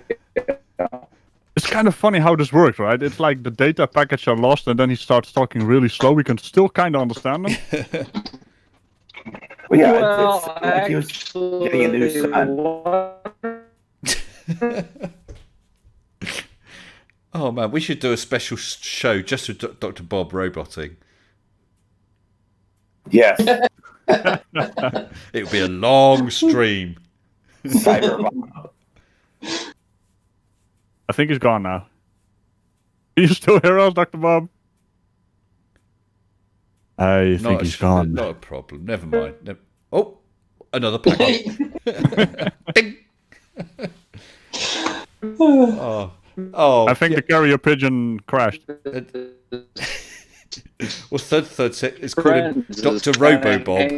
Has been living here for the last couple of months, so I think he's gonna. He is telling a whole story and we cannot hear anything of All it. right, can you hear me now? Oh yeah, heard you there, Bob. Yes. All right. And how you got mother of all internets right now. You've caught up with yourself. Internet at the house. Yeah, I've got new internet here at the and this stuff here is 20 megs upload and 400 down. Well, it's not working. We're not even related. Maybe that's 20 megs upload. Yeah, I got to trade them That's 20 kilobytes upload. Is someone in the house uploading or downloading or gaming? I think what we got is we got Dr. Bob and Dr. Robot Bob. And play watching movies. All right. Well, guys, if this isn't coming through, I'm going to go ahead and get on out of here. It was great talking to you again, and good luck with Mage, my man. Thank you, Dr. Bob. Oh, but you already talked crap about me, so now my feelings are hurt. No. With my brand new internet, man, I got 400 megs of download. You're working now. Yeah. No, I just got home. Ah, that explains it. Yeah. Well, Dr. Bob, you know, if you're going to be on the Wi-Fi, you should probably be within 300 feet of your house before you start. I'm sitting on my back porch. I got all the ducks out here, man. Let's see if the ducks want you some sound food. fine now. But you see, that's the problem. I mean, ducks are interfering with your Wi-Fi. Yep. You know? Guys, birds aren't Well, real. you've heard about ducking, so that must be what that's about. Well, Bob, someone's just asked about your internet. Is it 20 meg, or did they spell the 20? Did they spell meg with K? Yeah, it's the 20 meg with a K on it. Okay, that one. And it makes this funny sound when I dial the phone too. So it's got 20 gig internet. So it's 20K2. That's like a dial-up internet stuff, you know. Well, Blair Job 3 says 400 meg download. What are they doing? Giving you one at a time? Yeah, I think they're giving it to me one at a time. Oh. But I literally just got home and just logged on to the the new router, so Yeah, we'll but see if it works. It's all clear now. It's lovely and clear. You know what I Right, find? it is. You know what I found cool stuff, really man. interesting here. He says What did we've you been find? we've been making fun of him, so he does hear us. Yeah, I hear you the whole time. I heard everything, every hateful thing that you said about me. Dr. Robot Bob, Robo Bob. His battery ran out. Hey, I got a better one. We can change that to Dr. Robob. Robot. You know we love you, Bob. I know you love me. You do. You guys are a bunch of great folks, man. I'll tell you if something. we didn't When I love started, you, we wouldn't make fun of you. that's true. You know, I'll tell you something. When I got onto this community, I really have met a lot of really nice people out here. Yeah. I mean, really nice, and I'm really glad to have done that. Same here. Amazing bunch of people. I've only met one so far in real life, and I'm looking forward to meeting some others, over time. I've actually had an opportunity to meet a couple because, due to various traveling and things like that. Yeah. So it's really cool. At least we have a community compared to what the people we debunk. They are Well, we great like each other. We backstabbers. don't disagree with each other's version of the truth. Yes, that helps, doesn't it? Yeah, we all kind of have a common reality. Yep. Yeah, that being And if reality. we're wrong, we accept that we're wrong and learn. Yeah. They just start doubling down, tripling down. I mean, Mr. White Benga in here. He won't answer. He asked you a question, I think. And you'll get some nice comments in here, Bob. Bob is ace, and Dr. Bob, you're the best. There you go. Well, thank you very much. That really makes me feel good. I don't know what Gary says. I blocked him a while ago, so I never see any of his comments. Because, to be honest with you, he'd start posting his cut and paste crap, and I said, okay, well, come on That's in. not having a conversation. He's just Face copy me. pasting. Yeah, come and face me. We'll discuss this, and I'll set you straight. I'll show you how we mop the floor with people. And he won't come in and face me. I mean, probably the best movie ever made. That's a bit like what's his name? Carry on, Multi-Tom-Tom. Multi-Tom-Tom often comes onto my side chats, Bob, but he's been invited countless times to come onto the stream to talk, and I'd talk to him. I'd be polite, but he's too scared to. He just will not do it. Must have been about Well, 6 that's or 7 probably times. because he came on once with me. Oh, did he? Yes, he there did. it is. Bob ruined him for everybody. And can I ask you, Bob? I ruined him for everybody. Can I ask you, when you were talking to him, is he as slow in real life as he is in his videos, where he says, Yes. Yeah. He's slow, and he's one of these people that has supreme confidence in his ignorance. I mean, he's actually proud of it. Yeah. Yeah, the arrogance of ignorance, and he's just supremely proud that he doesn't understand things. He's You quite know, highly on the Riley scale. I can get It's not the way Google, I raised my kids. no. Bob. I can get Google Girl to say what he wants to ask you something. All right, Let me see if I have can get Google it in Girl there. ask me. Oh no, I screwed it up. Well, there are I'll try and also fix it. there are also people on the other side that do want to listen. Any names?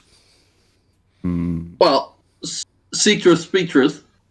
Oh, He's a good he's guy. not on the other Isn't- side. He's a Not good guy. anymore. Oh, not Not anymore, I anymore. suppose. Yes, fair enough. But it takes a lot of balls to admit that you're wrong. Well, I admired that in him. I truly Yeah. did. When he talked to cats and, Yeah, like, and for that's- example, Well, yeah. Bob, here's a question for you, because you're a pilot, aren't you? Yes. And this is one from Gary. He's asking about, are there any instruments on your plane that can actually show that your plane is adjusting to curvature or the Coriolis effect? Yes. There you go, Gary. Glad I could help, Gary. Just- And yeah. that's the 12th. That's the 12th time I've answered that same question. And If just you want to talk about it, show some balls. Go to the Discord server and come on in for a few minutes. well, you I'm do sure realize, Mr. Yeah, well- Sensible would love you to have it. but Bob, you Yeah. do realize they're really allergic to balls, you know. That's true. That's why they're and flat. Yes, they are definitely ballless. Well, that's interesting, Guys, Dr. Bob. I used to be a pilot, so I can concur with a lot of the things that you say, and I still find it interesting how they keep saying that you have to keep the nose down. I've never had to do that. Gary, the very best had to have been Brandon Toy, because Brandon Toy is just literally willfully so stupid that he literally put the answer out and didn't recognize he put the answer out. I mean, that's how clueless this guy is. Well, I just want to say, Gary Wybenga, you keep posting that same message. I have actually just asked Bob, if you want to discuss it, you can jump onto my Discord. The link is in the description below. Come into the live waiting room. I'll bring you into the live, and you can discuss it here and now with Bob, who is a pilot. Otherwise, just leave it. I bet he doesn't. No, he won't come in. He doesn't have the guts to come in. Them's fighting words, Dr. Bob. Them's fighting words. There was that one comment. Well, he's a coward. He's yellow and he's a coward, and I mean, he doesn't believe in his own crap. He just does it to try and get a rise out of people. And I have no respect for anybody like that. I'll respect somebody that doesn't know and wants to learn, but I will not respect somebody who just keeps posting the same crap again and has no clue and no desire to get a clue. That's right. It's okay not to understand. It's okay to not have the knowledge of something. That's right. I mean, I know. Well, I'm sure if I talk to you about autopilots or whatever instruments, I don't know the first thing about them, and I'll quite happily admit that. If you tell me one thing about how an autopilot works, I've learnt something. Yep. Well, there was the one comment that I think is my favorite is, who's this Dunning-Kruger guy? I'll debate him too. Oh, that's Multi Tom Tom. Yeah, Multi Tom Tom. Yeah, and I've said to Multi Tom Tom time and time again that I actually have met Dunning, and I would organise a debate for him, but he again has not responded. I've said that to him in my streams. I've put comments on his videos saying that I can organise it because he said he would debate him, but he hasn't got back to me.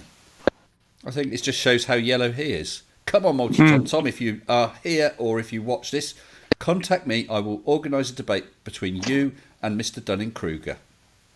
Okay? Greatness favors the bold, Chief. So come on in, and what's the worst that's going to happen? I'm going to take your birthday away from you. Well, to be honest, is he ever been on anybody else's stream live? Tom. Yeah, I've heard him on a few streams before. Not been for a while. And what about Gary? Because I can understand if somebody is anxious to go onto a live chat. I think because days. Yeah, I've never heard Gary Wybenga on the live stream. No, he's just No, he's just in the chat. I've heard Multi Tom Tom on at least 2 hangouts. And I've run into him actually. He does talk that slowly. You keep feeling like, we'll just pop one of these. It might speed you up a bit, Yeah. No, but I can understand if somebody doesn't want to come on a live stream and be live in the chat. It took me quite some time to get used to that. Yes, I can understand that. I really can, but he's asked a question. It's been put to Bob. Bob gave an answer. If you're going to carry on and you really want to know more about it, Gary, you're going to have to talk to Bob about it. I can't answer. And maybe we all have some time to talk afterwards, and he can join then. Yeah, that's a good idea. Not live on stream. Okay, yeah, Gary, there's another option. You can come onto my Discord, into the live waiting room, and unless you send me a DM, I won't drag you into live, and you can sit there and talk with whoever's there, and at the end of the stream, quite a few of us tend to sit around for a while and just chat. We can chat then, and that's not live, okay? So it's just a bunch of people. Yeah, Gary, that way I won't humiliate you in public. We'll just sit down and try and correct some of your misunderstandings of things and just kind of two guys talking over a beer. Sounds good to me. Yeah. Yeah. Just gonna argue if the beer is flat. You know? This is why we all love you. We're going to have to prove that beer is spherical. Beer is spherical. Oh, yeah. Well, you know, I've seen spherical glasses. Of glass, you know, where the weird beers with the stuff in it. The beer is flat, the bubbles are spherical and round, and your jokes are hyspherical. I just wonder. Wait. I just wonder if Australian beer has the foamy bit at the bottom. Well, it might do, mightn't it? It might do. But if you turn it upside down, it floats up. Well, yeah, that's why they have such great arm strength, because they have to hang on to the bottom of the earth. Well, how do they drink their beer? They must hang on with one arm so that they've got the other one free for the beer. Well, they all, none of them clip their toenails, and they hang on like fats. Gives a whole other meaning to hanging around in the bar. Yeah. Blimey. Yeah. It's just must be a lot of spilt beer, which is, of course, criminal. Oh, so you guys have it all wrong. You don't realize that all the houses are actually built upside down, and they're standing on the ceiling on those houses, and they're like anchored to the earth. You never see an outside shot in Australia, do you? No. The outback is CGI. Well, how do kangaroos work then? I can understand how they can jump so high, but how do they get back up to the ground? They got boosters. No, they naturally produce helium, so they float back to the ground. Oh, wait, that's why they have the pouch. It's full of helium. Yes. I see. Oh, makes sense now. The new kangaroo theory. Yeah. Well, how do you explain drop bears? Do they work in the northern hemisphere? Well, they'd be up bears, wouldn't they? Yeah, they would go. Drop bears in the northern hemisphere. Yeah. They'd attack you from the ground. Sitting in a plane, all of a sudden, koalas start flying by. That's why we don't see drop bears in the northern hemisphere, because they just fly off into space. Now, that's the start of a weird joke. 2 koalas sitting in a plane. There you go. This is a challenge for people. Come up with a punchline for that. 2 koalas sat in a plane and see if anyone comes up with anything like that. Anything for that. Oh, dear. And just one more thing for Gary. I'm sure that as long as he stays friendly and civil in a conversation, the people will be nice to him as well. Oh, yeah. Well, I've had flat earthers on here before. I've had Kyle Adams from the Flat Earth Institute of Science, and I've forgotten. I've had a couple of others. Well, you had Riley on here, didn't you? Oh, Riley was on here as well. Yeah, yeah, you had Riley. Yeah. Yep. Yeah, I had to crush him afterwards, though. So, of course, I can't ever have Riley on here again because I don't know if you're aware, Bob, but one time I asked Riley when I was fairly new for a debate. I had about 300 to 400 subs. He had about 3,000, I think, and he refused because he didn't want to give me the publicity. Well, now I'm not sure what he's got. Is it just under? He's still 5, got about 3,000 or 4,000. Yeah. Yeah, and I'm I'm on 7.1, so I can't have him on here again because I don't want to give him the publicity. Well, that's one thing I do. I don't give these flat earthers a link lots of times, especially unless, of course, they have a new argument. If they're using the same argument that Brian Mullins used or some crap like that, why do they get a link? You know? Well, the popular tip that I want to share is that don't sub to them to keep track of them. No. Just bookmark them. Bookmark them, then they don't get the sub. Yeah. He's at 4.99 thousand subscribers, so he's just a hair under 5,000. All right, listen up, you lot. It's simple. One of the koalas farted and got launched into the firmament. Thanks, right. Google That sounds like Google Girl. Yeah. Yeah. Pockets of resistance says... Bald eagle inbound. Bald eagle inbound. Also, hold up for a moment. So Dr. Bob, this Mr. Sensible fella totally stole my thunder with that why banger question. How dare he? Well, that's what he does. Okay, that is Cyber Pit Parrot, obviously. Huh? Don't Raj, bring me into you're going to have to tell me, Raj, how you get Google Girl to talk into the Discord, because I've got the professor, and I've, he's spoken on my stream before, but it only goes through the stream. People on Discord can't hear it. Mm-hmm. You don't love me. Radical has talent, though. It's a website. Yes, he it's does. really simple. You go to translate. That's all you do. Yes, but how do you hook it up so that the sound gets broadcast to Discord?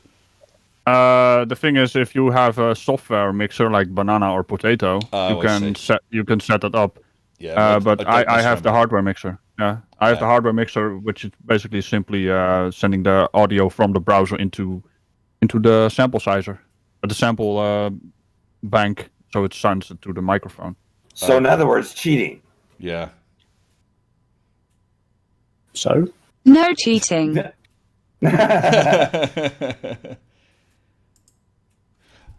Right. Just me being awesome. Now let's not get ahead of awesome, Google ourselves. Girl. There's a reason. What were you saying, Chrisma? Hello there. Hello. I always forget, is it Chrisma or Chrisma? Chrisma, isn't it? It's Christopher, yeah. Christopher. Sorry about that. We were just talking about mirrors and how there's I've seen someone make a gallium mirror, seen someone make a mercury mirror. Yeah, we were just talking about mirrors. I saw them make a liquid mirror for a telescope the other day. I thought that was pretty damn cool. Ooh. Spin it. Yeah. But then... Oh, yeah. What was that made of then? Well, if it's a mercury mirror, I would say it was made of, for it, mercury. I didn't hear you say it was a mercury mirror. Oh, okay. Well, there you go. Oh, maybe you did, and I missed it. If so, I will edit the stream and remove the word, so I won't look stupid. Isn't Mercury so far away? How'd they go all the way there to get the Mercury? It's just up in the dome. I mean, it's only that's right. It's only 30 miles away. I mean, you go up there in a balloon. Well, it can't be send that a rocket. You know, you gotta hit it just right, and when you hit it with a rocket, drops of mercury will come down like rain, and you just gather them up with a poncho. Well, Mercury transit in front of the sun, and the sun's only 3,000 miles. It can't be that difficult to get there. And it's smaller than my thumb. But that's not the exactly. Yeah. That's the thing. You know, Mercury. A lot of people don't realize this. Mercury is only about 4 feet in diameter. If it is stuck in the firmament, why don't we send up Bruce Willis with his drilling equipment? Yes. Well, we did that once, but it's because he didn't come home. is there. Yeah, he didn't get home. Yeah. Oh, yeah, he didn't make it home, but they did have an awesome song for him, though. Yeah. That's true. By the way, if the world ever ends, I want that on the stereo. Yeah, well, we have to have Liv Tyler doing some like faded shots, so we can show the end of humanity. At the end of the world, I want to hear "We Need a Hero." I can't remember who sang it. Well, let me tell you right now. If the world's gonna end, it's gonna be Thomas the Tank Engine theme. That's the only song we're allowed to hear. Bonnie Tyler, yeah. Yeah, it's Bonnie Tyler. Thanks to Piper. No problem. Yep. Actually, guys, I just want to take a moment. To play my Patreon reel. Many thanks to all my patrons, including new patrons Loretta Carroll, Steve Ireson, Flint, Tati Bogle, Watto and Elizabeth Sagan, and my latest patrons Michael Burnham, Brian Ramsey, Sharkworks, X-Penguin95, Stephen York, Yui Closer and Wee Scott's Dog. Thank you all so very much. And we're back again. And you should have heard what these guys were saying while you lot were watching the Patreon reel. Terrible. Terrible. Terrible. Well, I would like to make mention of the fact that Gary is still not in the waiting room. I know. And I also saw that Colon I'm is disappointed, challenged him. Gary. Come on, man. I was pulling for you. And Gary has been called out by Colon. He's actually specifically said, "I'm calling you out." Come on, Gary. Well, I would say that if you can't stand up for your beliefs, then you don't really believe in them. I've been going on about that he's fake.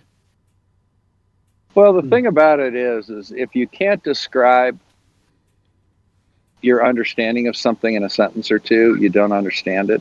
And the other thing is, if you really believe in the flat Earth, not a problem. Let's put some money on it. How's $1,000 sound? Wow. Well, you know how that went with all the other flat earthers doing the betting thing and never actually honoring the bets. No. My little thing was you have to have a legal contract and the money has to be on file in an escrow. There you go, then, Gary. And there's some cash there waiting. There is an outside judge, so you don't get to decide whether or not you lost. Exactly. That's nice, easy $1,000 for you there, Gary. Won't do it. What?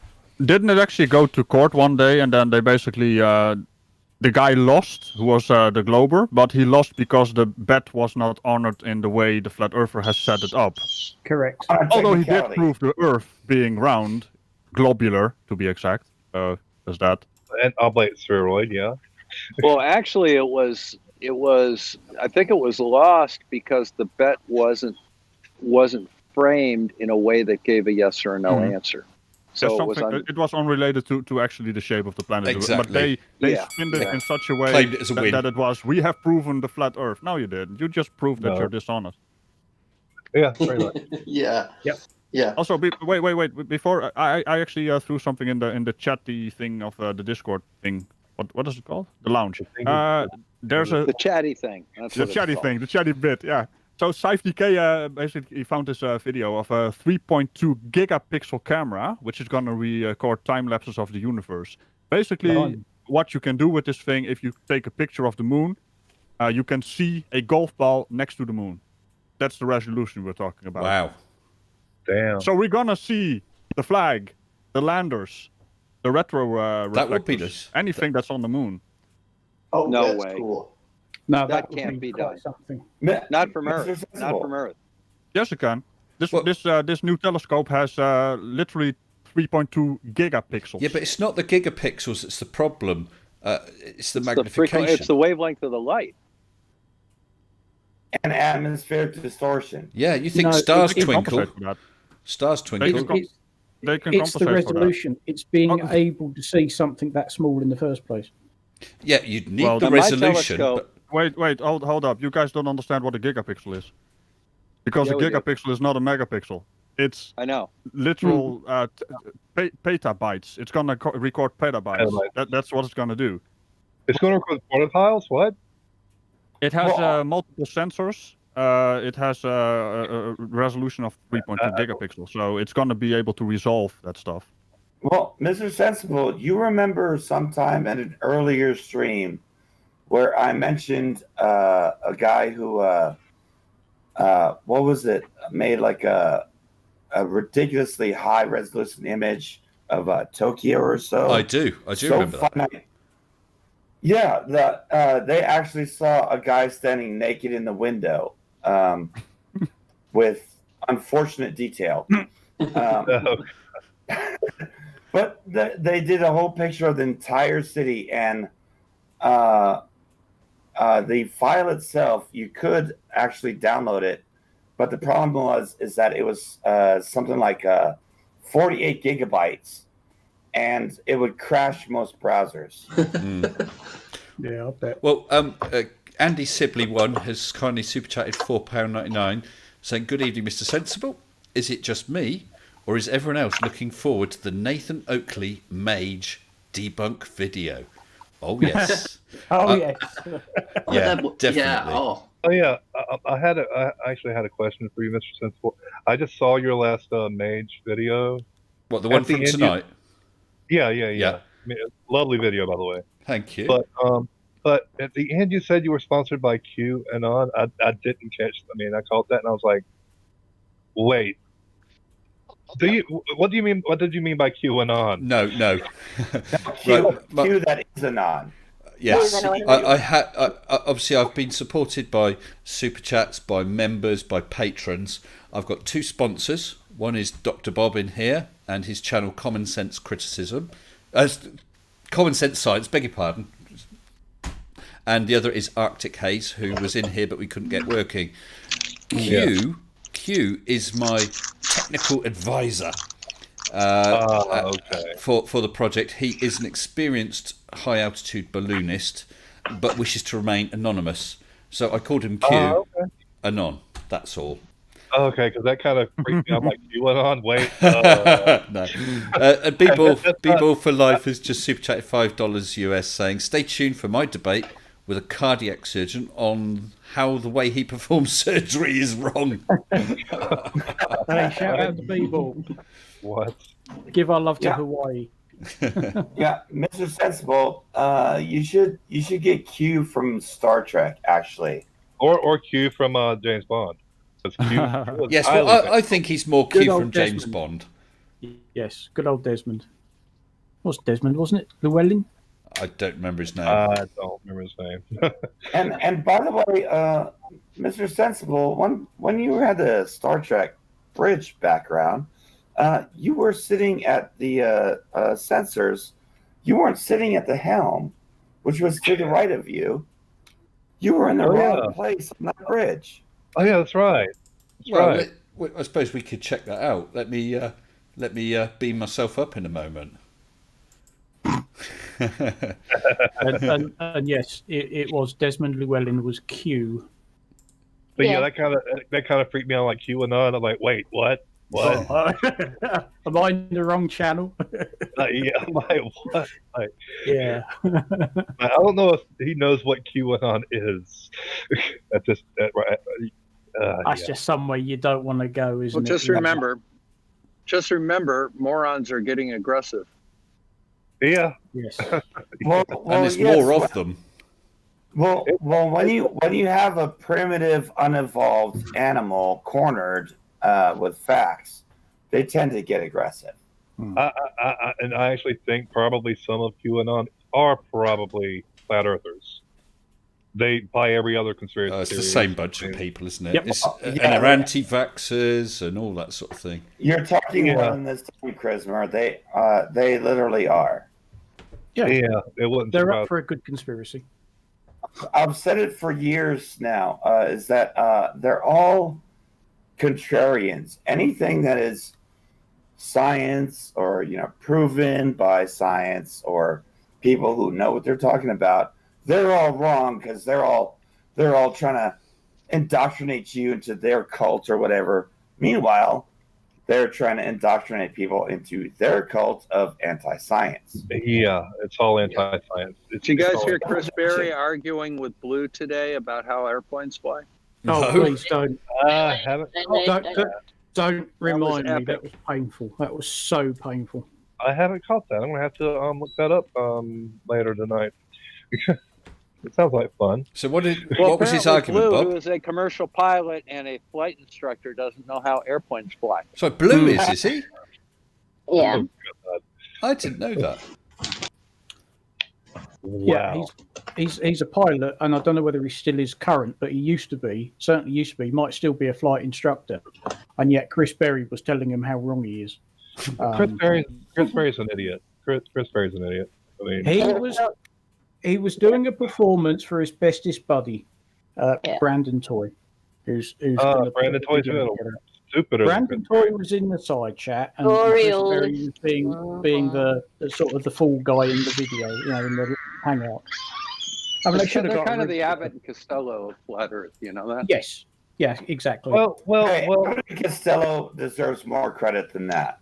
Yeah, I was about to say that. Abbott and Costello were actually humorous and actually That's debatable. You could laugh at them. Hey, I love Abbott and Costello. I love Abbott and Costello.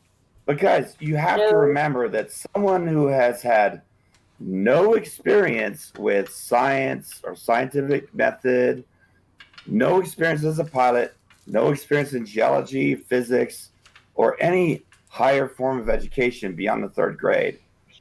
Obviously, they are the experts who know more than people who have built their entire careers on it. Yeah, exactly.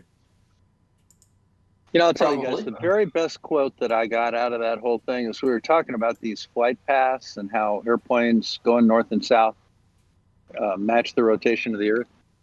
And I was saying, if you're flying over the flight path, you have the rotation of the Earth at that point on the flight path, because you have to kind of make a little turn to the left so that you stay on the flight path. That's how you speed up.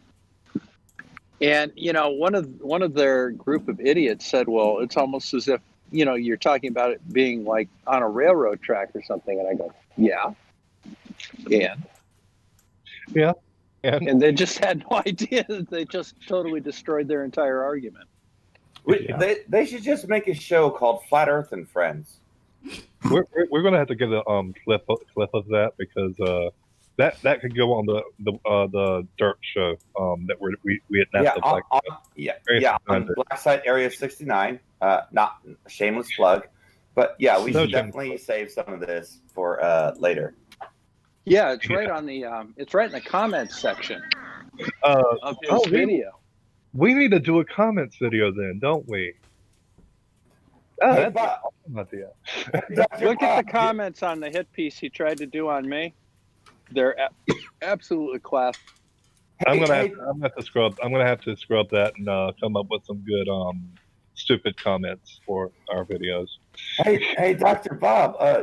You can feel free to DM me or Chrismer or Cypher Zero, and feel free to share some of this fun comment section. Oh yeah. And you could come on, and we can have a whole load of fun. Oh yeah, talking about it. I was supposed to come on once, and I forgot about it. I'm a boomer.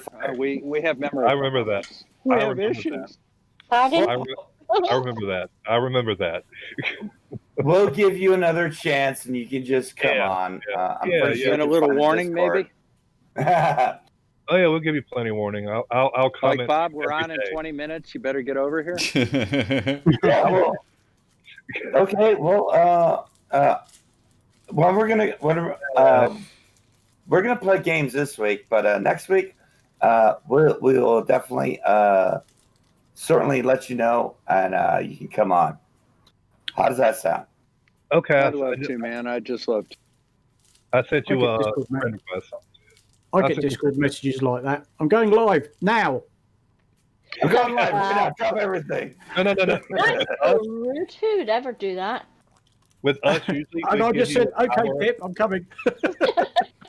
Well, a long time ago, I was just doing whatever, working on a video, whatever, and I got a DM from a creator who shall remain nameless, who said, I'm live in 5 minutes. Do you want to come on? I thought, okay. So I went on this stream and found I was the only person there. So he gave me no warning. He was just lucky that... yeah, that was interesting. That sounds interesting. He probably sent that message out to like 10 people, and you're the only one that responded. Yeah. Well, I must admit, I've been less inclined to, because, it wasn't... It was a last minute thing, and to be honest, since then I felt a bit used, because he's only contacted me a couple other times. Each time he wanted something, and there was one time I asked him if he could help, and he just didn't even reply. So, who did you say? Wow. Secret. Well, shall remain nameless. If you came on with us, well, after I've just dissed you in public. How dare you? How dare you, sir? Where's my white glove? Yes. Well, we got half the people already that are already there, so you would not be coming to an empty room. No, you would not be doing that. No, and don't expect it, and everyone's busy. We can't follow each other's videos all the time. But, I've done things for people. People have done things for me. Sometimes we've done things for each other, and that's fine. But this one is a bit take. Do you know what I mean? Oh, yeah. There's those that they wanted you on for the spectacle of you being on to boost themselves. Well, no. To be fair, it was the other way around. They had more subs than me, and it was going back quite a long time. They needed someone on there, and that's fine. And I didn't mind trying to step in and help. I'll help someone if I can. But since then, I dropped them a couple of messages because I want them to do something little for me, whether it was just make a comment, an audio comment or whatever it was. I can't even remember. And I just didn't even get a reply. And then it was a short while after that, they again said, like you to come on this channel to do this. And I think, well, hold on, you don't respond to me. And I've just left it. I've got nothing against the guy per se. I won't. Just a little bit of a flake, maybe. Yeah. Yeah. Just kind of flaky. Some people are like that. Yeah. But sometimes you can't blame them because they're just disorganized and everything. And it's really hard when you don't have things together and then you try to slap it all together really quick at the last minute. Yeah, but I don't think it was just that. It's been other stuff as well. I mean, I've done some things for some people and never had anything back, but then perhaps I've not asked for anything back, and it's been the other way round as well. I don't know. I just think this person is a person who is quite happy, willing, and able to ask people for things, but not happy, willing, or able to do things for other people. That's all. So maybe it's just his personality. I'm not going to hold it against him. I just won't really bother with him, $5 super chat requirement. There you go. Hey, Mr. Sensible. Yes, Bob. The only flat earther that ever beat me is in your waiting room. Who's that? Which one? That would be...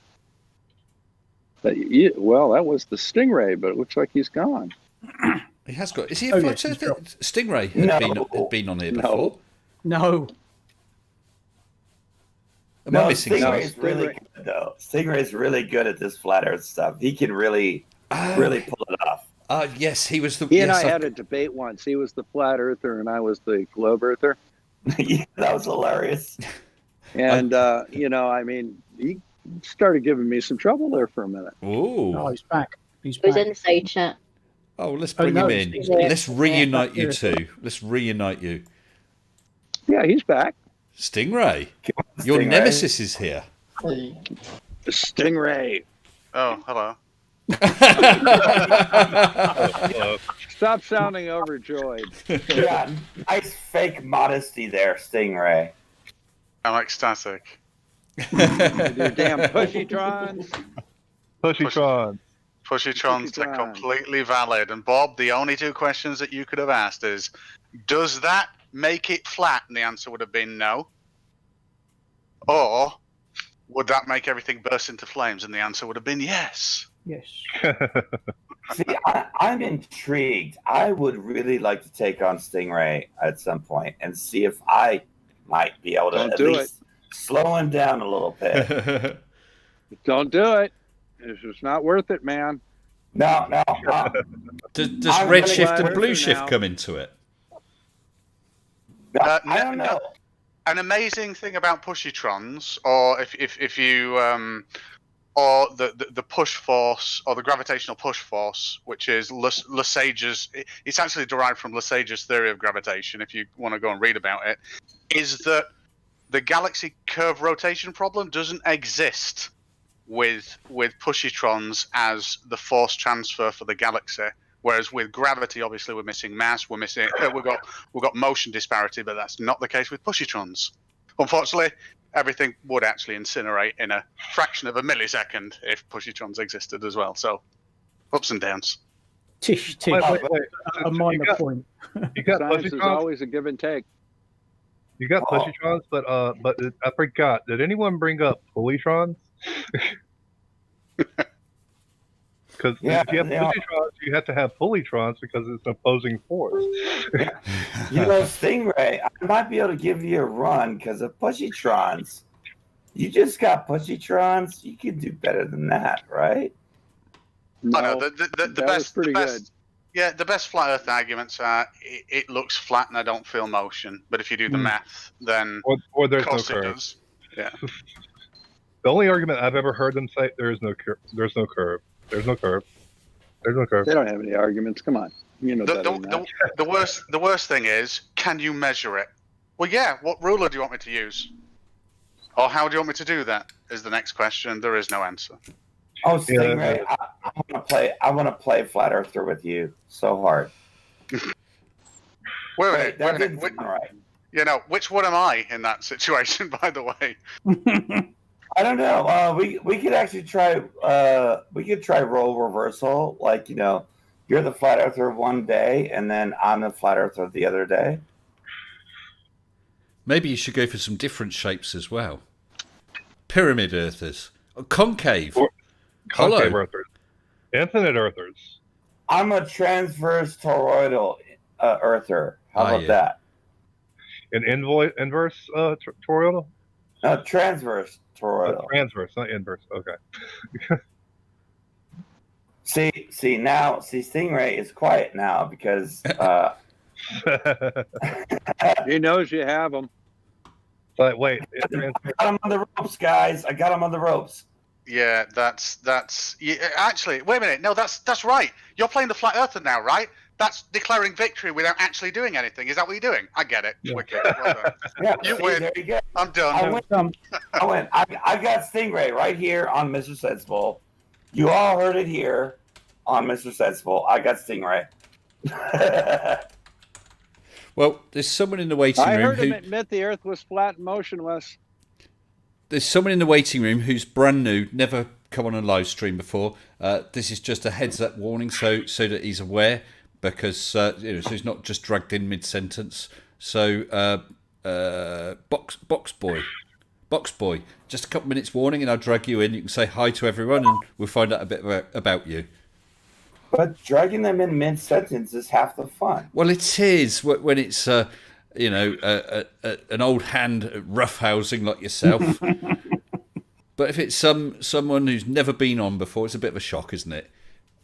Are you saying he could potentially be a sensitive lad? He may be a sensitive lad, yeah. I don't know. Maybe he's a rugby boy.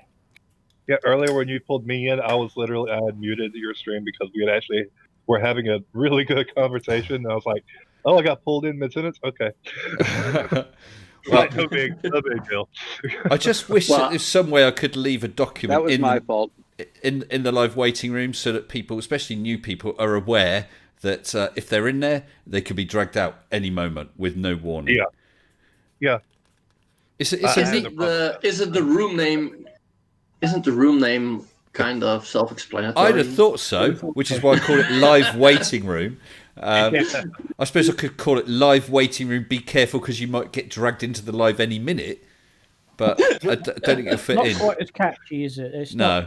Whether you want to or not. Yes, that's got to be on this. I told him specifically I didn't want to go live. What says Dr. Bob, who has been live now for how long? An eternity. Yeah, or sometimes you have someone who doesn't even know that it's related to a YouTube live stream. Oh my goodness. For goodness sake, Gary, give it up. He's in there saying maybe Stingray can tell us how to measure if an airplane is actually adjusting to curvature. Did he change his cut and paste? Fantastic. It's pretty much the same question. How about you show some basic manhood, Gary, and come in and ask me yourself? Oh, Gary, I'll be happy to tell you. Oh, no, Dr. Bob. That's interesting in you, Bob. It's Stingray he wants now. Let's not scare Gary too much. He might be afraid to debate you. So he could come in here and debate me. Ah, there you go. Gary, I won't hurt you. I only take small bites. It's unbelievable, really. Just really quickly, because he's addressed me like 3 or 4 times now for some reason. Okay. Gary, he loves you. It seemed, well, I don't know whether love is the correct term, but He's certainly fascinated by me at the moment. But Gary, you are welcome to have a chat with me. And I've got an interesting. I have actually got an interesting new model. The model is based off a huge planet. It's with a 23.4 degree tilt, and it rotates around parallel ray casting suns because the distance is so great. And I've got my house on there. And I've got the days of the month around the outside, and I can rotate this imaginary sphere that we may or may not live on. And guess what? The shadows of my house match up perfectly.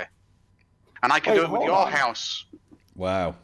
Hold on. Are you saying that the model for the globe Earth is what we're sitting on right now? It's a one-to-one scale model.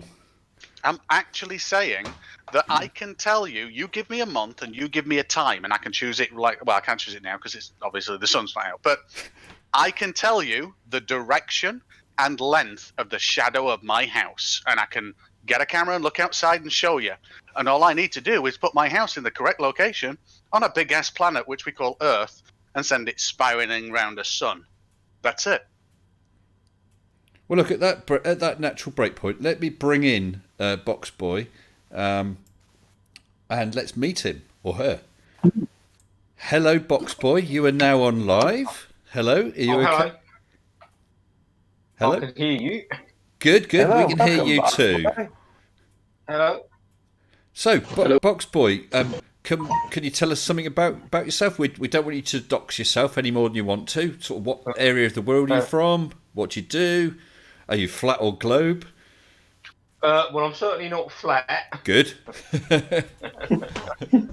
You sound. Can you hear me? Yes, I can hear you fine. Oh, sorry. Mr. Sensible, that question that question that you asked, don't ask a woman that question. What question? Are you flat?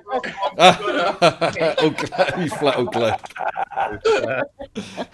Yes. Okay, I love him already. I love him already. Now. Well, guys, let Box.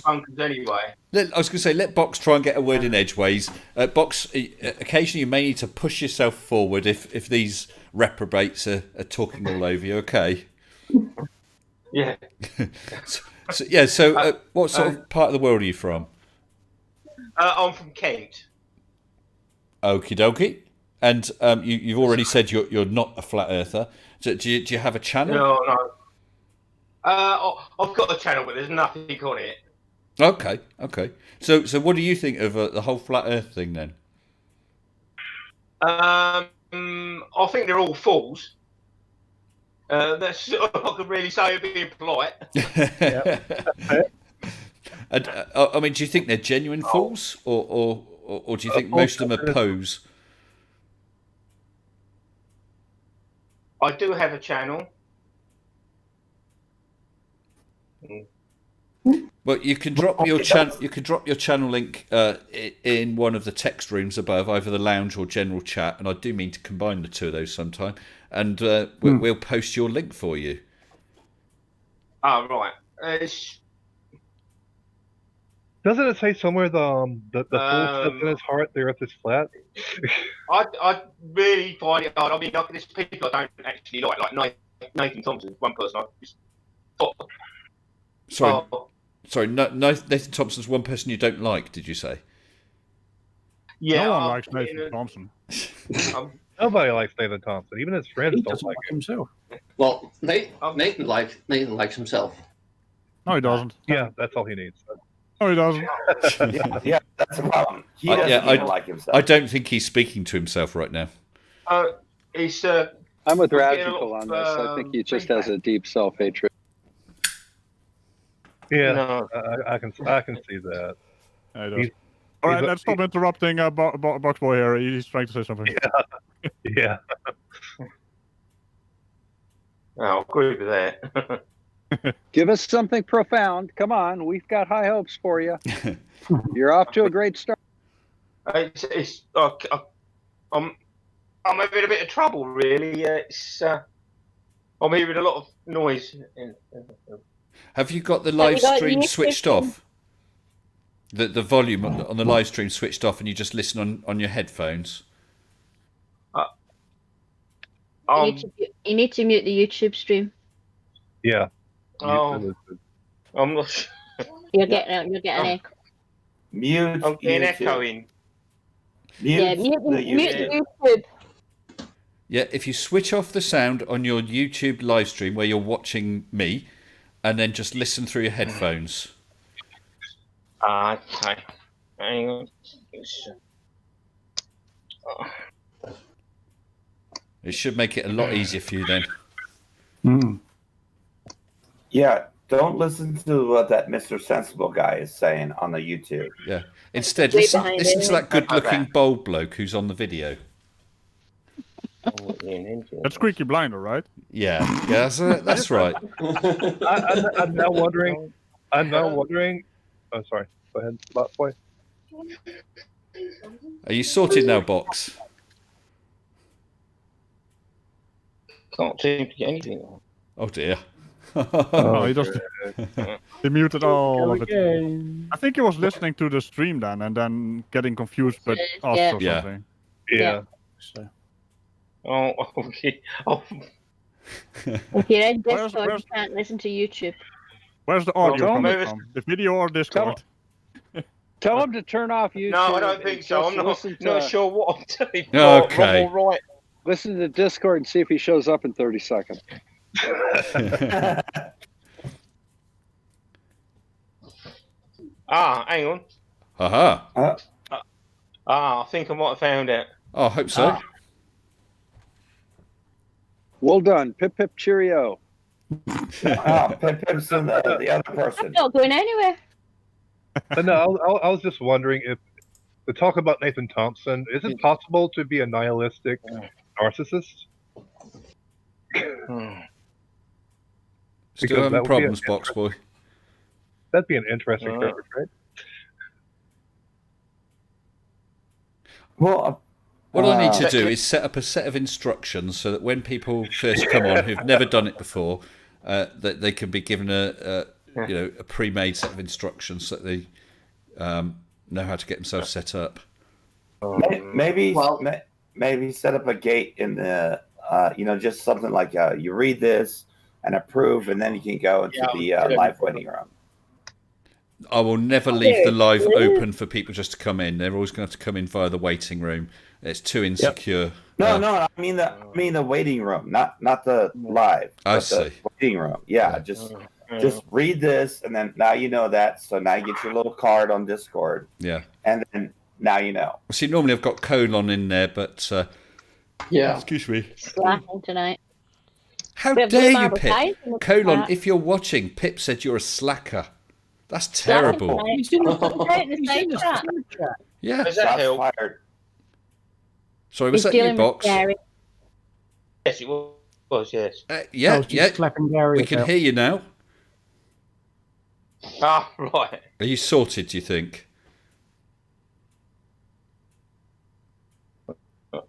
Maybe not. Possibly not. Basically, you should just be having a conversation with us on Discord and not worry about what's shown on YouTube. That'll be delayed by 30 seconds or whatever. Just close YouTube. Sure, just close YouTube altogether. Yeah. Yeah. Randy, don't get any view. Okay. I pop the chat out and put Discord over the top of YouTube. Yeah. Is that better? Yeah, you're nice and clear. Can you? Are you hearing me answer you straight away? Yes, I am now. Yes. Oh, good. Well, let's have a try again then. So, Box, tell us a bit about yourself. You're not a flat earther. You come from Kent. What sort of background have you got? My background is really railway. Okay. I was a driver for quite some years. Yeah. And now I'm retired, and I help my son in his painting and decorating business. So still keeping busy. Only when he wants me. So do trains have to take into account the curvature of the Earth? Do you have to dip your locomotive? Not really. No. That's a good question, Bob, isn't it? You like that, yeah. So Boxboy, you were an engineer, like you actually like drove the engine of the train? Yeah. Oh yes. Yeah. Freights. Yeah. Ah, okay. Cool. So Casey Jones. Does anyone remember Casey Jones? Yep. Casey Jones died. I loved that when I was a kid. Yep. Casey Jones, a real person as well. Yep. What, the guy who played it was Casey Jones? No, he was a real person. Casey Jones was a real person. I had no idea. I just thought it was a TV program. No. No, it was an event that actually happened, and he became famous for it. I'll have to look that up. I will do. Yeah, his real name was John Luther Jones. Turns out he also was friends with Ninja Turtles for some reason. Yeah, I was about to say Ninja Turtle. The guy from Ninja Turtle. I was about to say that. So how do you adjust for Coriolis on a railroad? So you have those track switches, right? Yeah. So, Box Boy. I'm going to say, you wait till you're going down a real steep hill. Yeah, go. Well, Box Boy. So, have you been following the whole flat Earth, globe Earth debate then? And if so, for quite some time? Or? I've got to be honest. I'm not very good with the live chat with all that, but I have been following it must be getting on for 2 years now. Yeah. I think. And what do you think of all their arguments? I don't. Okay. All right. What do you think? If you were trying to be really honest, what would you think is their best argument? Even if it's rubbish, what would you think is their best argument? I really wouldn't want to say because every time I watch it, I could never debate anyone like it because I'd lose my temper. That's being honest. Yeah, I have done that, and I backed myself out of the debate after lost my temper to him. That's a common thing. Actually, I want to ask Box Boy if he's familiar with trains in Australia. How do they stay on the tracks? Yeah, that's a great question. I'm not from Australia. I'm just saying, with your knowledge, right? If you were in Australia operating as an engineer, how would you keep the train on the tracks without it just falling off the earth? Simple. Magnetic grills. Magnetic grills. Well, that's true. That was my obvious thought. Yeah. Trains and roller coasters are kind of the same thing, right? Yeah. Hey, we got Blue Marble Science in the side chat. Good evening to you, Blue. Hello, God. No, he's one of Blue Barble's one of my favourite YouTubers as it goes. Well, there you go. Apart from yours, of course, Mr. Sensible. Thank you, Box. I like Gladys. I like Gladys. Gladys is awesome. I'd be hard pushed to say who my favourite was, to be honest. I tell you, I mean, I've met Creaky, and I really, really like Creaky. I don't know if anyone saw his video that was out a little while ago tonight. Daniel Pratt with his attempt at proving the Earth can't be a globe by virtue of his washing machine. And I thought Creaky's handling of that and his editing was brilliant. Yeah, I'll say that. I haven't seen that. YouTube doesn't send me any notifications to these videos. Like, what? Oh yeah, we had a lot of trouble with that as well. Six figures something out where you have to unsubscribe and then resubscribe and then re-tickle the bell. Re-tickle to all. It's a lot of tickling. Yeah, you got to tickle all the buttons. Guys, I can fix that problem. All you have to do is go to the live stream, and then when you're at the live stream, when it says like how many minutes it's going to be on, then you hit the reminder, and that way you'll get a reminder that the stream is about to go live. Yeah, but that doesn't fix the actual notification system that is entirely broken, which YouTube doesn't admit. Are you having that problem, Bob? Yeah. Yeah. It I was just checking out. I got a criminal duck here. He's got an ankle bracelet on. I kid you not. There's this. I got a duck out here. It's got an ankle bracelet on. Yeah. That's probably a fun duck. We do that with pigeons over here. Yeah. Like spiders have got ankle bracelet though. So can you play chess? Can you play chess with ducks? If you can't play chess with pigeons, can you play chess with ducks? That kind of reminds me of that dude in I think it was California who was putting little cowboy hats on pigeons. Oh god, yeah. Oh, in Las Vegas, he was gluing cowboy hats on pigeons. Yeah, gluing them on. Yeah, he glued them on, and boy, yeah, they threw the book at him. Yeah, yeah.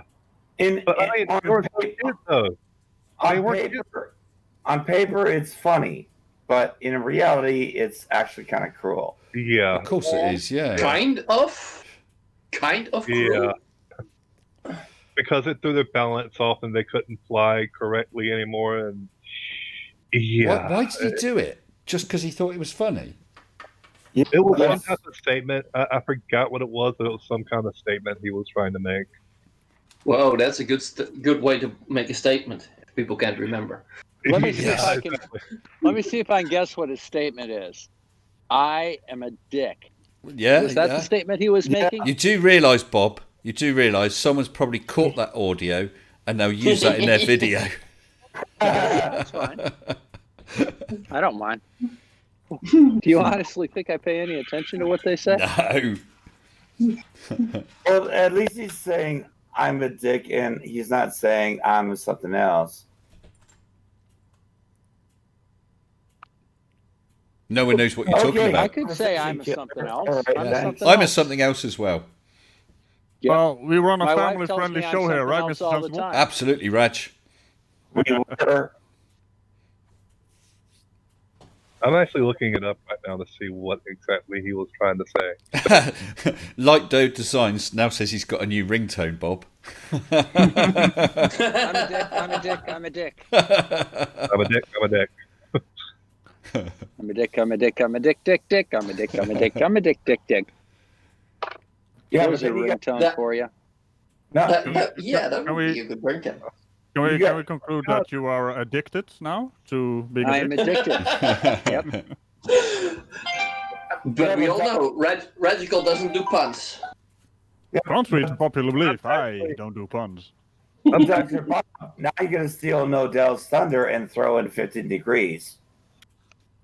I'm a dick, 15 degrees. I'm a dick, 15 degrees. Yeah, that works. Interesting. That's an interesting. No, you're 15 degrees from a dick. I'm 15 degrees from a dick. Well, How did you measure that?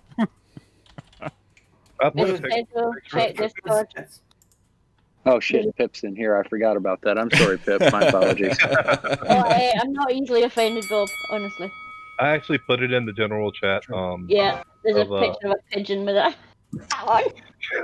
Is that one that's Christmas quick? Just a second. Cookie. In general. First thing.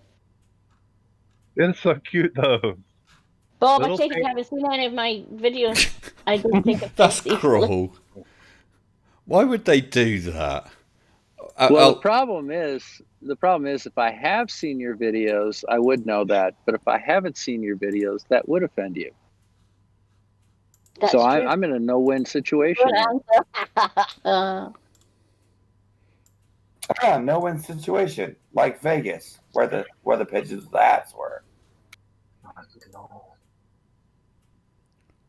It does look funny, but that's cool. I'm trying to get that up on screen now. Oh God, the cowboy hat. Yeah. Oh, there we go. Well, this happened a couple months back. I want to say about 5 or 6 months back, actually. I mean, yeah, it does look kind of funny, but that is wickedly cruel. Yeah, because they can't fly. They rely on a certain balance, and yeah, if they got that balance off just a little bit, it throws off their flight. Yeah. Now I've got a few chickens, and we clip their wings on one side. You just cut a portion of their flight feathers off. They'll still try and fly, but they become unbalanced. But of course, that's just from the ground, so they're not going to hurt themselves, and they soon learn that they can't fly over the fence. Yeah, it's the same thing with if you have a parrot or something in your house, you take them to the vet every now and again to get their wings, flipped a little bit so they don't. You don't need to take them to the vet. You don't need to take them to the vet.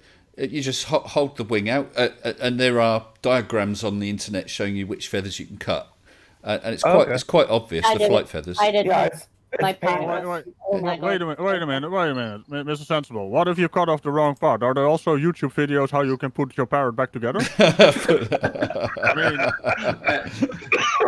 people, I've got to go. Talk to you again next time, I guess. Okay, well, been fun having you. Yeah, take care. Thanks for joining us. Next time. Yeah. Okay. It's almost as if he's Dutch and it's pretty late here. Yeah. Also that, yeah. Good night, people. Good night. Bye. Sable Eagle says, have I seen a video of pigeons in 0G? No, I haven't. I think I've seen them. Are they on the Vomit Comet? What's even better is there are videos of cats on the Vomit Comet. Oh no. You get cat vomit. It was part of the test, the early NASA tests. Yeah. They want to see how what would happen in sort of free fall, and I'm sure I've seen some old video of them, and the cats are on board one of the Vomit Comets. No, actually, it'd be quite interesting because if you've ever seen a video of a cat being dropped, onto a say a bed or something soft, being dropped upside down, and they flip and land themselves on their feet by whirling their tail in the opposite direction, action reaction. Of course, if they're on a Vomit Comet, they know they're falling. I bet not being funny, their tails are swishing around like crazy, trying to right themselves up when there is no right way up. See if I can find it. It's not actually their tail; it's their full spine that they twist their whole body. Yeah. Well, you see what happens then. I've seen these videos. So what happens then is their tail starts going around like a propeller, and they get driven into the front of the airplane. Or whatever direction they're facing. So we could actually power 0G aircraft by cats. That's exactly right. Generally, you have to have a multi-cat aircraft, at least 6, 3 on each side. Okay, now a new flat Earth video has been created that all planes are powered by cats. That's quite interesting. That's exactly right. That's why they say 6 turning and 4 burning. That's where that phrase came from. You just gave away the cat. That's where that came from. Yeah, but that's how that phrase came about. It was You're cats. not supposed to talk about this on live air. Just saying. Oh, radical. There's a Gary Wybenga in here. He's like one of the front runners of dipshittery. He's taking notes. That was nothing. He's got a PhD in dipshittery. Well, I think you crossed the feline there. Well, Dog has just dropped the cats on a Vomit Comet video. So I'll play that. I'll play it to silent because it's just got music. It looks a little... I'm sure the poor blighters were quite distressed, but yeah, their tails flipping around trying to right themselves because there is no right way up. I'm not... one up as well, Mr. Sensor. Were they confusing the cats? Oh, wow, that one hanging from the ceiling. I'm sure, to be honest, it was quite distressing for the cats, although they wouldn't have been harmed. But it would have been done, as you said, for good scientific reason. Yeah. Oh. You kind of need to have the sound. Then the helicopter one. Cats in space. I preferred pigs in space myself, but Can I just say that if anybody's seen it, the space mice are absolutely amazing. If you just search for ISS mice, because when in the first kind of 4 hours, they're really disorientated, much like these cats. In the next 2 hours, they're not disorientated and they can navigate around and feed themselves. Yeah. In the next 2 days, they're running around having a right laugh in 0G. It's quite amazing. I had cats before, and I could tell you if there was one cat that I had, I guarantee you, if you put him on the Vomit Comet, he would have just sort of laid there like a blob in space because he was just kind of a fat boy. Well, your cat? No bother trying to right himself. He'd just be like Oh, well, okay, this is easy. Anyone Whatever. fancy some science? I have a cat here. It'll take a while to come through on the stream, but I suppose. What do you reckon? They did the same. They did the same thing with pigeons in space. Yeah, the link's up there somewhere. Yeah. Who thinks it was Can you play in space? Can you play chess with a pigeon in space? I mean, he would have to be a magnetic chess set, wouldn't it? Yeah. And how will they shit on the board? I was about to ask you, how would they go about shitting on the board? It's all about velocity, Ragical. I wouldn't sit across them. I would be somewhere else. I wouldn't even be in the general direction. I would have my shield up. Well, I know they're not as intelligent species as pigeons or cats, but what about a flat earther in space? They would open the door to see outside. Yeah. I mean, we've had them on Flat Earth University as well, right? Fact Q. But he has an animation about it where we all go into space and Dell opens the door because he wants to see outside. Oh God! So they all died.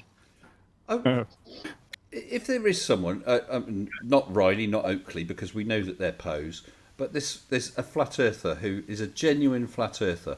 I honestly wonder what their mental gymnastics will be like if you actually gave them a lift up there, so that they could probably see. Open the door. They will probably open the door. They will open the door, personally... and they will also claim that the windows are round, so everything outside the window is round. So that's kind of the entire idea, right? I think they'd sit in the fetal. I think they'd sit in the fetal position in the corner of the cabin and refuse to look out the window. What, rocking down forwards? It would be wasted on them, wouldn't it? Yeah. Yeah. Would. Yeah, it would.